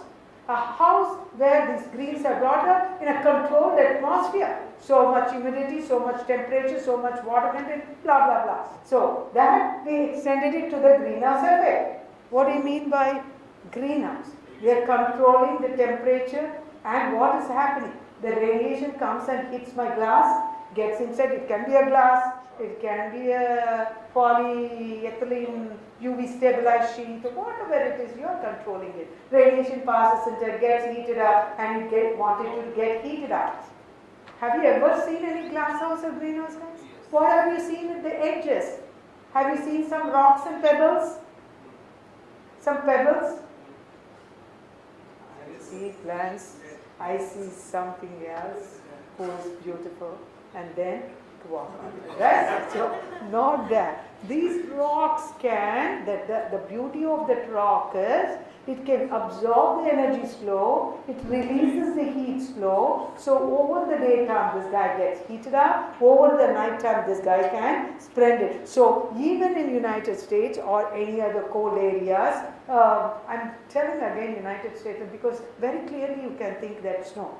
Otherwise I can tell Kashmir and all. I have not seen Kashmir, so I'm not able to connect it. But otherwise, we do have snow in the north side. So think whatever where you can connect yourself, not to an imaginary place. Now, going back into that story, if you see, even for the basement, they dig it, a pit, put it with the frame of the glass, put the rock pebbles inside, so that that guy gets heated up, your basement automatically gets heated up.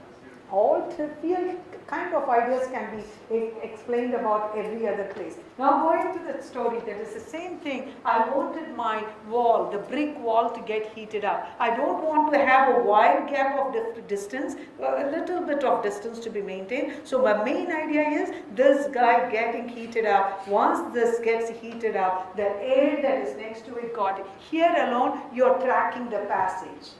The passage of air to enter into your living and family room. So once it gets in there, the cold one gets outside, the hot one gets inside. So that is how automatically the tracking takes place, and then it gets channelized. So this is a trombone, very, very popular trombone concept.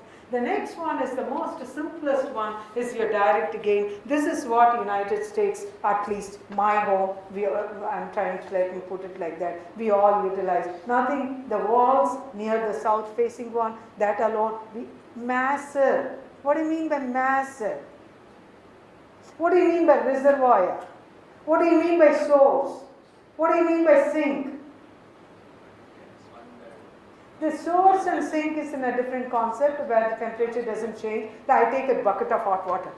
I go to the sea. I want to take bath in the sea. And I throw the bucket of very hot water, 600 degrees Celsius of hot, inside into the water. Do you think my sea will be hot or my lake will be hot? No. So when the material is massive in account, you cannot go and have the sense of raising temperatures. But that's why we call. If I tap it also, that guy is not going to cry. It's not going to become cold or it's not going to become hot. So the temperature changes are not realized in this. So we call it as a reservoirs. It can be a source or it can be a sink. Same thing, this massive materials, whichever it is highly dense material like your rock, they can store energy as much as possible and can release energy. So when they say it is massive, instead of one brick, usually here houses are constructed with one layer thick brick, one depth of brick, or three bricks as the depth of the wall. 4, 5, who saw? My mom, dad constructed the house. We went. But you are going to construct the house, right? Or you are going to buy the apartment. We don't care. Something they give, we will go and let out. Whichever the apartment has a gym, whichever the apartment has a swimming pool, we will see swimming pool. I know, see, I can tell that. Okay, go ahead. Now, that is what is the concept back here. We have that, and the radiation comes here, and the wall itself, the existing wall itself, tries to absorb the radiation, and it tries to make the story about it. But keeping this in the view, people went back and said that. Now we come back with the same question. We say that on one end, yes, I can tap my radiation through the glass, and then I can get the radiation. Yes, we needed the insulation. How much? Can I make the whole house completely with the glass? Everything what we are doing in the home, eating, fighting, everything will be seen, right? So we cannot have a glass entire. It's about that. Apart from that reason, the purpose of having the glass also is not good. Whether you like coin on the both sides again. So what is happening? If I'm going to have, my radiation is coming inside, agreed. Am I not losing the heat again? But glass, although the infrared, it is insulated to the infrared, but still, as a conduction, the heat is lost. So how am I going to protect? I have to go and optimize it. That optimizing was done by the guys before going there, was carried out some kind of a modeling studies in Europe, like Nottingham. That is the place they took that as the latitude, and then they went and figured it out. They want to build the apartments, the estate. They wanted to construct an estate with all the people to stay here. So they carried out houses like that modeling curve for a few different patterns. Before doing that, we need to remember the 5 principles in when you are trying to make your house. That 5 principles is, first, I want insulation is a must. Second thing is, it has to have a good heating facility, not a leaking kind of a heat facility. The third, whenever you are providing the glass, provide it in the south side. Right? Why? South is astrologically good. God is facing north. Not that. We are in the northern hemisphere. But people gave that kind of a reasonings to you. Look in the north. Place the God in the north. Is because you are every time you will be facing that side. There is a reason behind it. They believe in that, let them. But eventual results are the same. Now going back and seeing here. So we are in the northern hemisphere. If you go to Australia, do something else, opposite. So going and putting there your windows on your southern face end. And then make sure that when you are positioning your houses, all your main utilizing area to be the south facing, and then less utilizing area like your toilet. You are not sitting in your toilet all the time. You are not going to the storage all the time. So those kind of places, washroom, some people don't go months together, right, Nikhil? No, I'm just joking here. So that kind of little small places which we don't use much of the areas should be towards the northern end, and towards your southern end you will have. Okay, ma'am, I want to buy a house. Now what should I do for finding a house with the south as my facing? Nothing can be done. You live with it. That's not a problem. It's only if you are given a choice to buy, you have to do it. Otherwise, it's not worth it to go and break stuff and then do something else. Don't believe in that other kind of reasons. If it is something which is going to cost your pocket, don't do it at all. Now, going there, the last thing is make sure the walls are massive. Now let's go back and visit. They did the modeling. What they tried to do it is, they tried to take a standard house, they insulated it. That's what any common person tries to insulate. They perfectly insulated it. This is going to be their control. Control means standardized conditions. Then one of the program they went and said is very minimal on the south facing, they're minimal, 3 windows alone they were provided. And another one is the entire south side was covered with the glass. And then the third one, they found out that compared to the weights, compared to the wall seat, so they found that a medium and optimal level of the windows, they provided a better in terms of the efficiency compared to the rest other guys. So that is what has resulted. So whenever you try to draw, same as providing fence, you need to see that optimal number. What is happening? What is coming down? So this gives you roughly an idea in the things, how the living room. See here, this is your ground floor, the plan. This is your ground floor. In the ground floor, I enter my door in the lobby, my dining area, my living room area, and my stores are all downstairs itself. So washroom and all these things will be down. So the next one will try. The next one will try to use your first floor plan. So all the bedrooms, main bedrooms, will be facing to your south, because this is a place where we dwell more of the time. The rest other linen closets, our storerooms are all in the northern side. This is how you position yourself in your houses. So given this as aspect, I would like to show one video on the passive houses. The numbers. In the amount of wall area, you decrease the amount of inside space in contact with the walls, and this minimises the loss of heat and makes the home easier to heat and cool.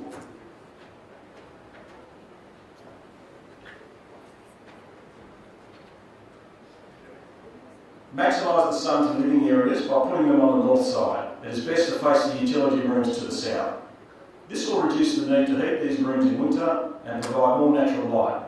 You can see here how to divide your home up into zones to make best use of solar passive design.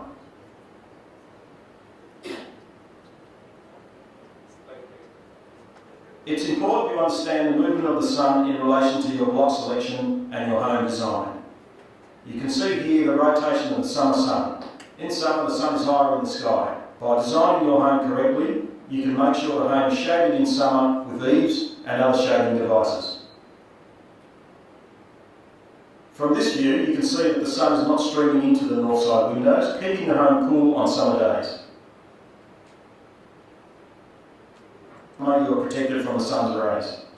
A simple way of achieving this is to ensure that your home has eaves or other shading devices. Pergolas may have temporary shading which can be withdrawn in the winter time. The example here includes a pergola on which a deciduous vine can be grown, which provides shade in summer, but allows the winter sun in when the leaves fall off. To maintain the internal temperature, requiring less heating. In this fly-through of the home, you can see how the winter sun is penetrating into the living room from the north side and how the concrete floor slab is storing that heat to be released at night. You can also see the living room is fully lit from the winter sun, requiring no artificial lighting in the daytime.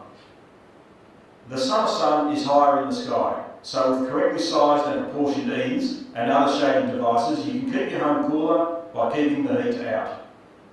During the day, as the air inside the house warms up, it is absorbed by the slab, which is cooler because it is in contact with the cooler earth. This keeps the internal temperature cooler. At night, as the air inside the house cools, the heat from the slab moves back into the room. It's important then to have breezeways which can be used to cool the house by opening windows or doors. Looking at the interior of the home in summer, you can see that occupants are shaded from the harsh sun.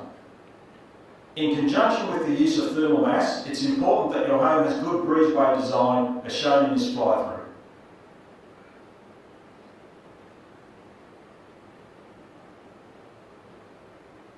You can also reduce the energy required to heat or cool your home by creating an airlock at the entry of your home. This creates a buffer from the internal and external environments and reduces the amount of heat loss during winter.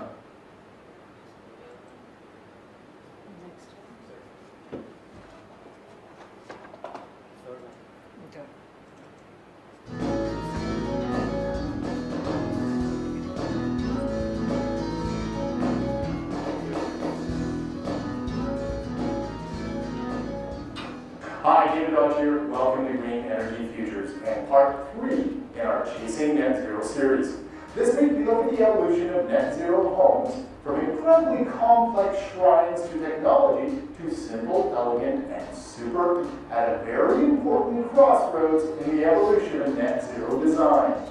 We designed that home that harvests as much passive solar energy as possible. Combine large south-facing windows with a thermally massive floor and window shades, and you end up getting a lot of your heat for free. Serena Cava explains. Right here you can see how we have very thick walls, and these are super insulated. So this is part of our passive solar aspect of our house. And these are our triple paned windows. So we gain the heat from the sun through these triple paned windows, and it heat sinks into our floor, which is cement. So at night, when we are not having the sun because it's night, then the heat comes out of the floors and heats up the house a little bit. And of course, because these are so thick and super insulated, it helps to keep and trap in that heat. For backup heat, they have a fireplace and electric baseboard heaters. By using electric heat, they avoid the need for a natural gas furnace and the monthly bill that goes with it. Doubling down on insulation is one of the key reasons this home requires so much less energy to heat it. So here we have two cutouts in our walls, which are very, very thick, and it gives you a visual to see how far apart everything is, and our super insulation. It's an R of 60.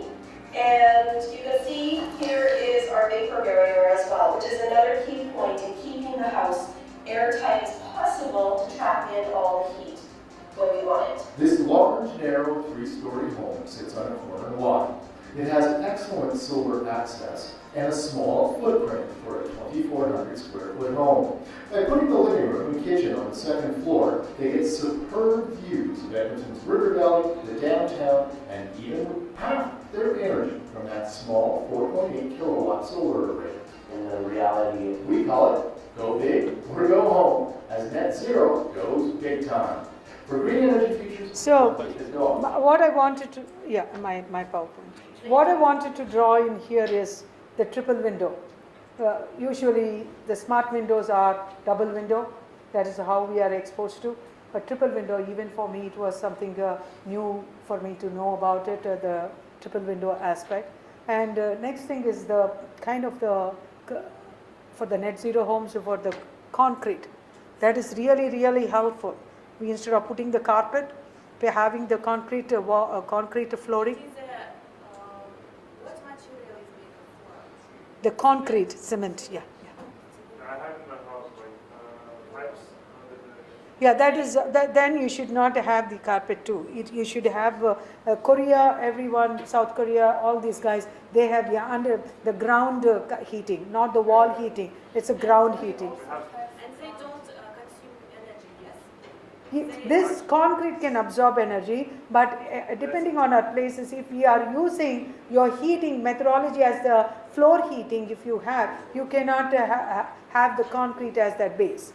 You need to have a lighter material so that it can quickly heat your room out. To not to use energy, yes? Yeah, to use the less energy. If you are having wall heating, then we need to go for this ground idea. But for our like Koreans, like you guys, if you use the floor one, then you should use a very thin wall floor, and you use the lamination or anything else as the floor material. So that is the material you use for your flooring idea. You can lie down like that. A very thin bed is enough to have a good quilt and other things. So, any other questions from this passive side? What you saw, mainly I wanted to show the real aspect, then it really fills in then what I speak. So that is the idea. So now coming back into your concentrating idea, guys, we have already touched upon, but so I will quickly roll, okay, we will quickly roll that one.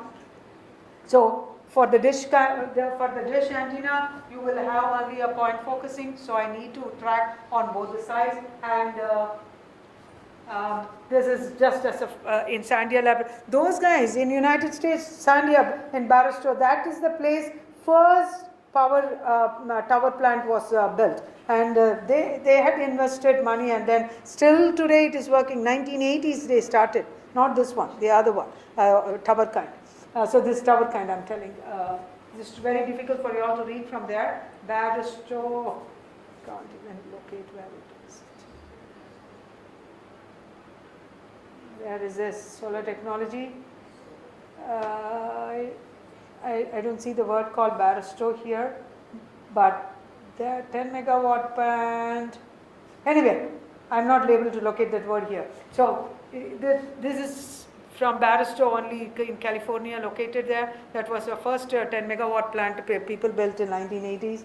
And then this one is your solar parabolic collector, line focusing collector. All the radiation that is falling on here get focused back onto your this thing. But most commonly for your power generation, parabolic is used. But United States, during Obama government, we all focus only on the dish collector because not much of area. But worldwide, if you take, parabolic was the collector because the tracking is only one time, and also constructing it also is not very difficult compared to what the dish collector manual labor is also not manual. I'm telling manufacturing cost also is very high.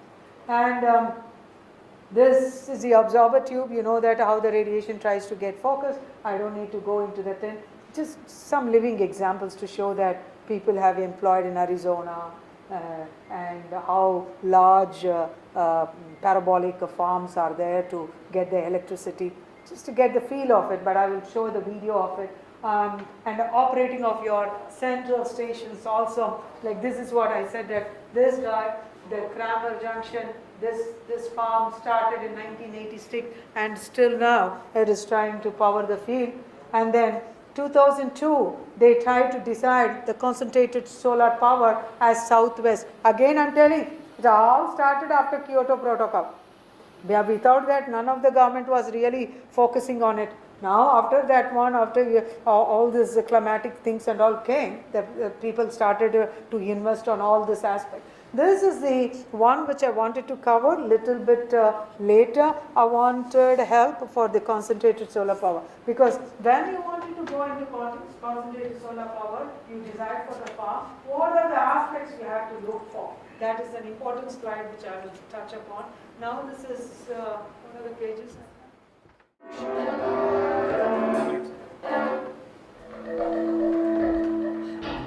Okay, take the natural heat from the sun, reflect it against a mirror, focus all of that heat on one area, send it through a power system, and you've got a renewable way of making electricity. It's called concentrated solar power, or CSP.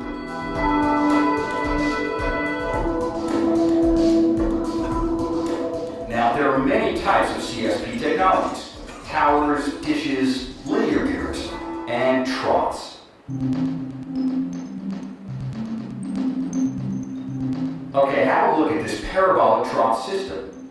Parabolic troughs are large mirrors shaped like a giant U. These troughs are connected together in long lines and will track the sun throughout the day.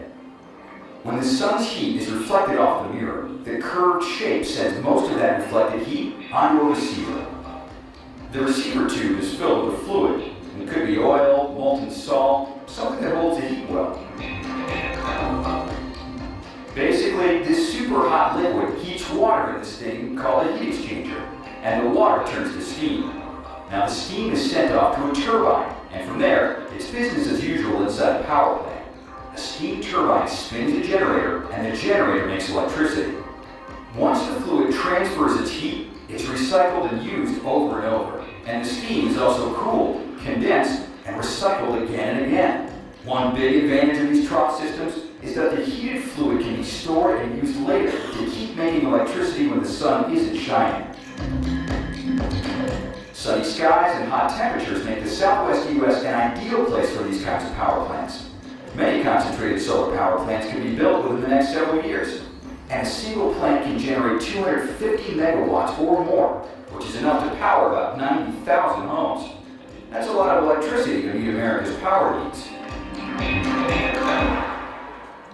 Next one. Turning now to a partnership with George Washington University's Planet Forward, which seeks I like out this innovative voice. ideas to help our environment. A massive new solar plant is now open for business. Energy Secretary Ernest Moniz is officially dedicating the Ivanpah solar generating station today, praised by the Obama administration as a major landmark in the rise of solar energy. Planet Forward's Frank Sesno has more. There's a new energy craze heating up in California, solar thermal, that turns the sun's rays into enough grid-ready electricity to compete with coal. In the Mojave Desert, an hour outside of Las Vegas, sits Ivanpah. This is now the world's largest solar thermal plant. It uses the bright, hot desert sun to make steam. That steam comes down to this turbine. The turbine in turn drives the generator to make electricity. Nearly 200,000 mirrors follow a unique algorithm to track the sun throughout the day, reflecting onto one of 3 energy towers. We have all those different parts and pieces that make up a typical power plant. We just happen to be using the sun's energy to drive it. It's a 5-square-mile facility, now fully online, and it can power more than 140,000 homes in California. NRG Solar CEO Tom Doyle says using the sun's energy instead of coal is like taking 72,000 polluting cars off the road. This is an opportunity to prove a technology and use it nationally and internationally to drive down greenhouse gases. Doyle says the Mojave Desert's landscape is a perfect location, but there aren't many places like this in the U.S., so he's eyeing other spots around the world. Markets like Saudi Arabia, who have a goal for 54 gigawatts of solar projects, is an excellent market opportunity for this type of technology. At more than $2 billion, this bright source of energy collaboration is a serious investment, backed by Google and the Department of Energy, among others. It's more expensive than coal and doesn't generate power when the sun doesn't shine, but it's designed to deliver energy when it's needed most. The high point or the highest price point of the day is actually when this plant's performing the best. So how competitive is Ivanpah? While this technology is proven, they're facing a lot of competition from photovoltaics, whose prices have dropped 80% in just the last 5 years. The Golden State is getting a big boost from big solar, and just maybe moving the planet forward. For Planet Forward, I'm Frank Sesno. And if you have an idea you'd like to submit, visit planetforward.org. For more environmental and sustainability news, check out bloomberg.com/.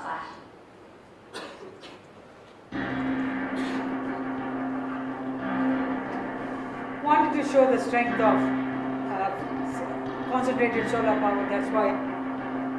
This was a house-made one.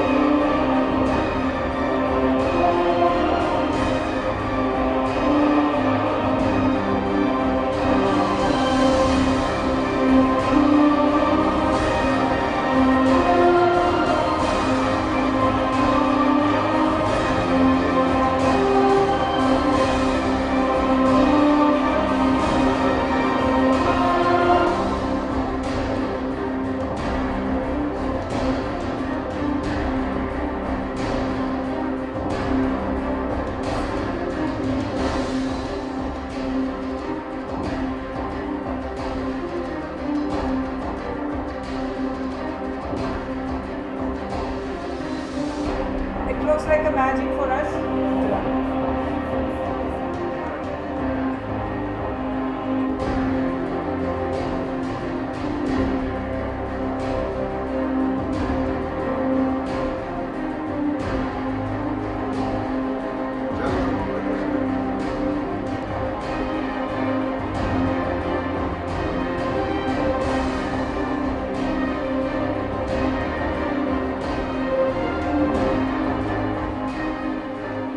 That was aluminum can, like our soda cans.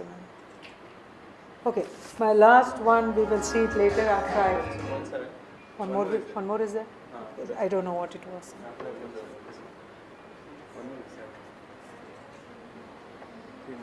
Oh, okay. Consistent sunshine. There's plenty of it in the United States, especially the Southwest. That's why concentrating solar power, or CSP, is a natural fit for utilities generating clean electricity onto a solar receiver at the top of a centrally located tower. Fluid heated in the receiver produces steam, which spins a conventional turbine to generate electricity.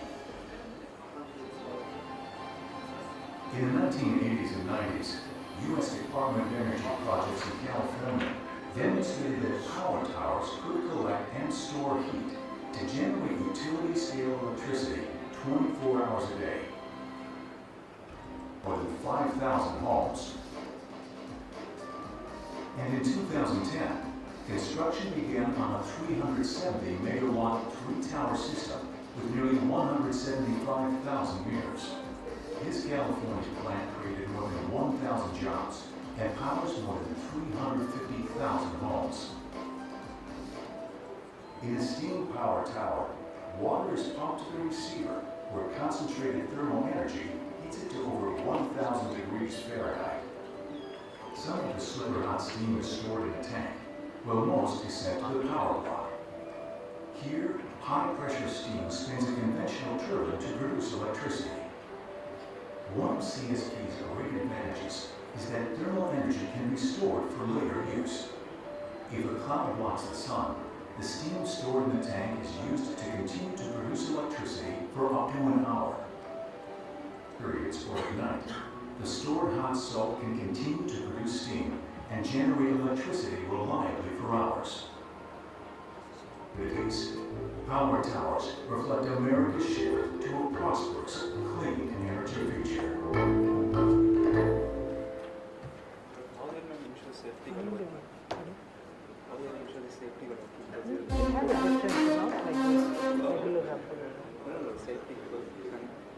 Not now. I wanted, yeah. Hey guys, let's quickly revamp. So when we wanted to decide to go and put your farm, that's not a simple idea. Okay, the government gives money and then I go and put it and I do it. So you have to go back, you have to get the bird's view, or the people generally get the bird's view. When you fly, people tell that I had the bird's view. I learned the term from language when you travel, you will also get to know. So here the satellite view, when you're trying to get it, you need to have minimum of the radiation, what I get from the sun. What is the maximum I can get? 1353 is in the space, right? Constant. So minimum I should be able to get here, it should be at least 50%, 600 watts per meter square. Without that area. And then only this place alone is giving 643 or 700, 800. You cannot decide that the whole farm will be the terrain, you know, you can have here. You have to listen to that. 5 square miles. So many kilometers. You cannot even visually see the end of the where the at one stretch of your vision, you will not be able to see where the mirrors are ending or the collectors are ending. So we need to figure it out, like at least you should have that 6 mile radius, you should have minimum that kind of positioning. There are rules for us to follow. Based on that only, people go and map it up with the different colors. They define the colors. That's not our problem. But at least they map it, and these are all potential zones for solar energy. Based on that idea, at least 600, and then the terrain cannot be too slopey. They also fix, if it's too sharp slope, if something happens, you know, like a volcano comes or earthquake comes or some rain comes, and then the landslide should not take place. So all these aspects are also taken into account. Like, I mean, they wanted to have a safe terrain for that much minimum area in order to jump into for your power collection. It's not like one standalone system I put in my village or I put in my farm and then that will do the job. So if I wanted to go in a big, I have the CSP PowerPoint for India and other countries also. In India, currently we are working one, but 4 have been sanctioned. One that is working on is in the Rajasthan. Pardon?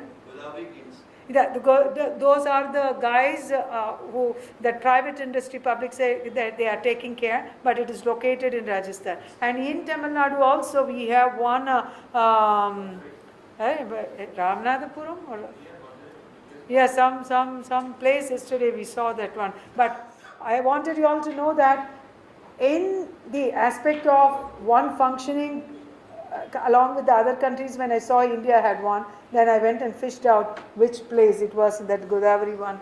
But the other one, the other 4 have been sanctioned and they are going to get it fixed. What I wanted to tell is, India was also focusing on this dish type of your collectors. Now, how to go and select? They go back. This is the most area is the most popular area for your solar radiation to collect. These are the states that governing. Right now, it's not your problem which are the states.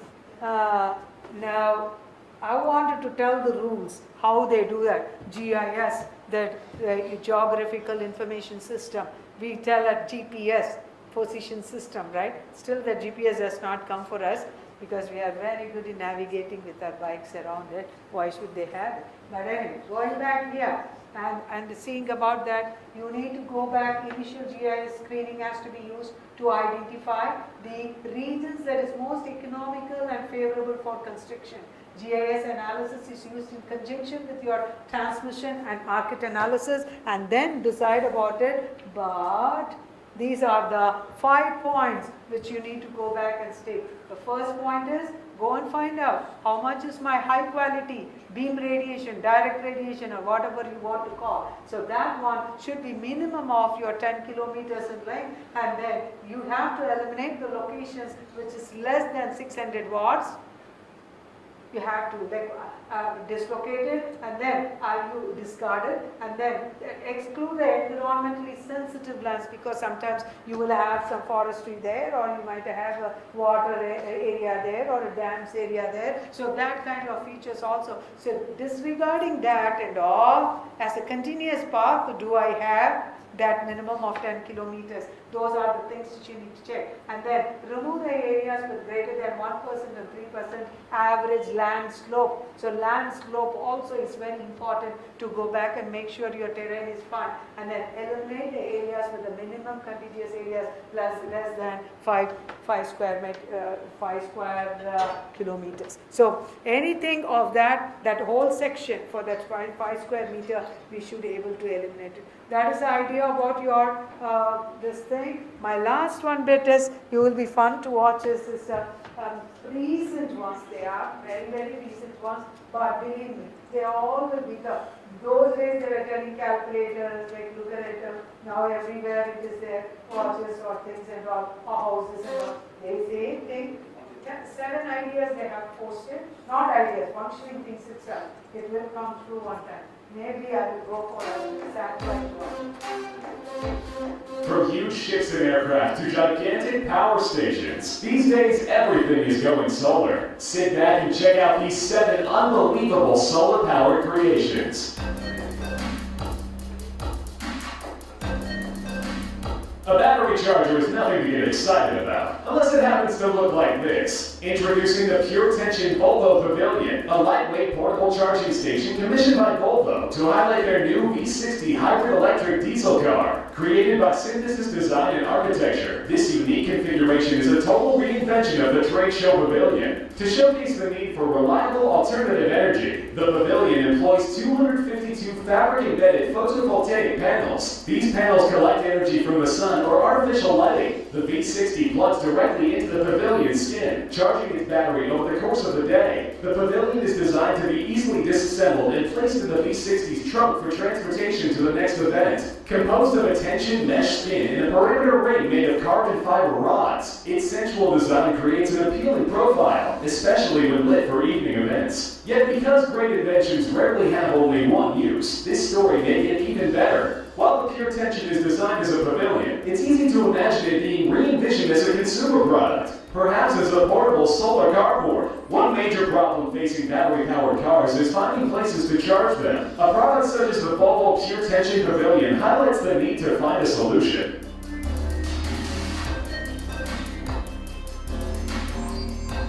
These are images of our sun, a massive thermonuclear furnace that continually pelts the Earth with 35,000 times the amount of energy required by everyone on the planet. We all know we should be using some of it, and we are. This is the MS Turinor Planet Solar Carbon Fiber Catamaran, the largest solar-powered ship to ever roam the oceans of the world. Originally built by Swiss company Planet Solar after 3 years of testing, this breathtaking sea vessel was launched from Monaco in March of 2010. In May of 2012, the MS Turinor Planet Solar successfully completed a complete circumnavigation of the Earth, a voyage covering 28,600 nautical miles. Measuring 31 meters long and 15 meters wide, the ship's entire top surface is covered with 38,000 silicon solar cells. These cells charge 6 banks of lithium-ion batteries, powering everything on board except a small propane cooking stove. The batteries can generate around 127 horsepower with a top speed of 15 knots. With a 6-person crew that was later reduced to only 4, designer and skipper Raphael Beljan demonstrated to the world that solar energy can be used to power even our largest machines.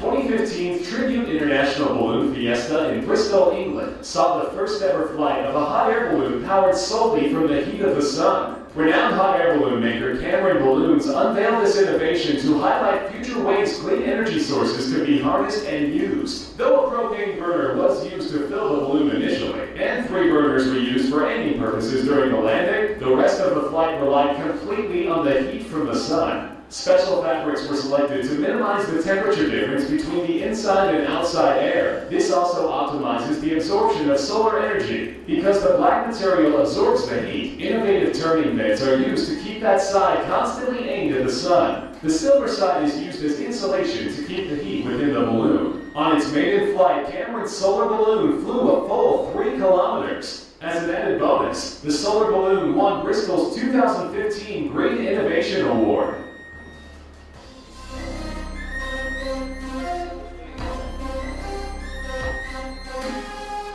This is the GoSun, a new product that uses nothing but the heat from the sun to cook pretty much anything you want, even on cloudy days. With no heavy frame or propane tanks, this amazing grill goes where other grills can't. The GoSun oven uses parabolic mirrors to concentrate sunlight onto a glass vacuum tube, creating heat to cook the content inside. A stainless steel food tray allows it to act as a portable convection oven for baking, boiling, sautéing, and more. Free of carbon created from cooking over fire or charcoal, your food retains its natural flavor. The mirrors on the inside of the tubular outer cover soak up the sun's rays, tripling the heat. By capturing light from a broad range of angles, the GoSun does not require frequent readjustment. Once the tray is closed, just preheat the oven for 10 minutes and you're ready to cook. For evening cooking, GoSun uses a proprietary thermal battery that soaks up and effectively stores heat energy for later use. The heat is available for hours to come, allowing you to cook at night or inclement weather. Most of the various models weigh only a few pounds and can be easily carried to the deck, backyard, or even a campsite. So what's for dinner? This is Solar Reserve, a spectacular construction that may herald a seismic change in the way civilization gets its power. Solar power has long had its skeptics, who point out that solar energy has been far more intermittent and unreliable than fossil fuels. While somewhat true with photovoltaic panels, Solar Reserve's proven, highly advanced technology is beginning to compete with traditional fossil-fired and nuclear electricity generation methods. At locations such as Crescent Dunes in Nevada, Solar Reserve is employing the newest concentrated solar power system. 10,000 mirrors heat up a massive tank full of liquid salts that are pumped up to the top of a staggering 650-foot tower and heated to over 500 degrees Celsius. When electricity is needed, the hot salt is used to boil water and produce high-temperature, high-pressure steam. This turns turbines that generates a mind-boggling 500,000 megawatt-hours of electricity per year. The site can store up to 10 hours of power and is working diligently to increase that number. Solar Reserve's projects in South Africa, including Jasper, Redstone, and Masai, provide power for well over 200,000 families. While still more expensive than natural gas or coal, research into ways to cut costs are underway. It's time for the old methods of generating power to move over.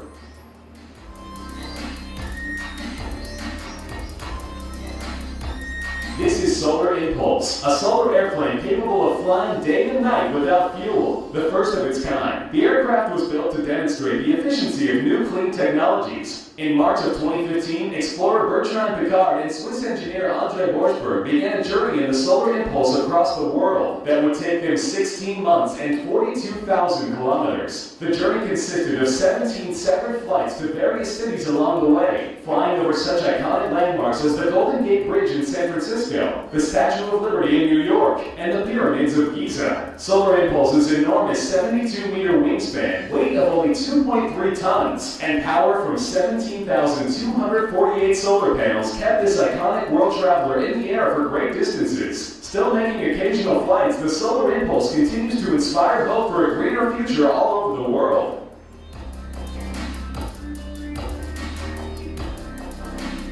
Solar panels have played a huge part in promoting environmental sustainability, but they don't exactly add visual appeal to your home or business. Raw Lemon Solar has invented a much cooler looking method of harnessing solar energy called spherical solar generators. This brilliant technology was born from the simplest of inspirations. Watching his young daughter play with marbles one day, creator Andre Bruissel realized that the spherical shape would be the perfect medium for concentrating photovoltaic energy. These spherical lenses concentrate diffuse sunlight on a small photovoltaic panel. Combined with a dual-axis pivot that tracks the movement of the sun, an efficiency boost is created. Because they're round and attractive, they can be used in far more locations than flat solar panels. By concentrating the sun's light in one area, the Raw Lemon design reduces the required solar cell surface to 1% of that required by a traditional solar panel. Made in different sizes, power, and energy capacity, Raw Lemon Solar can be adapted for both commercial applications and use in the home. The smaller Beta EY series is compatible with any phone that uses a USB 2.0 charging port. Larger devices include a 100cm version generating up to 1.1 kilowatts a day, and a 180cm version which can power a laptop for about a week on a single charge. If these nice-looking spheres perform as envisioned, you may soon be seeing them everywhere. What do you think of these awesome solar creations? Will solar power ever catch up to fossil fuels? Tell us in the comments section below. Remember to subscribe for more insane videos coming soon. And thanks for watching. One of the students was asking about why not, like your calculator, we have the chips inside automatically getting done. Why can't I have for my cell phone or the laptop? The answer is coming out. Just buy a ball, keep it next. It will automatically do it. Anyway, hopefully you carry back with your dreams. I know that what you wanted to have the impulse, right? That flying can go around the places. So these things is going to come true. I mean, these are all there. Unmanned vehicle, at least in North Dakota, I've seen aeroplanes being tested there because we have flat lands, right? I mean, it's being tested there. So all things are on the way to make you all happy and fly around. Now go and have a good lunch. Don't think about this Go Solar. When I think about the mess what you guys are having here, I'm sorry not to comment about it, but I don't know what else to say there. Anyway, take care. Bye-bye. See you. Finished.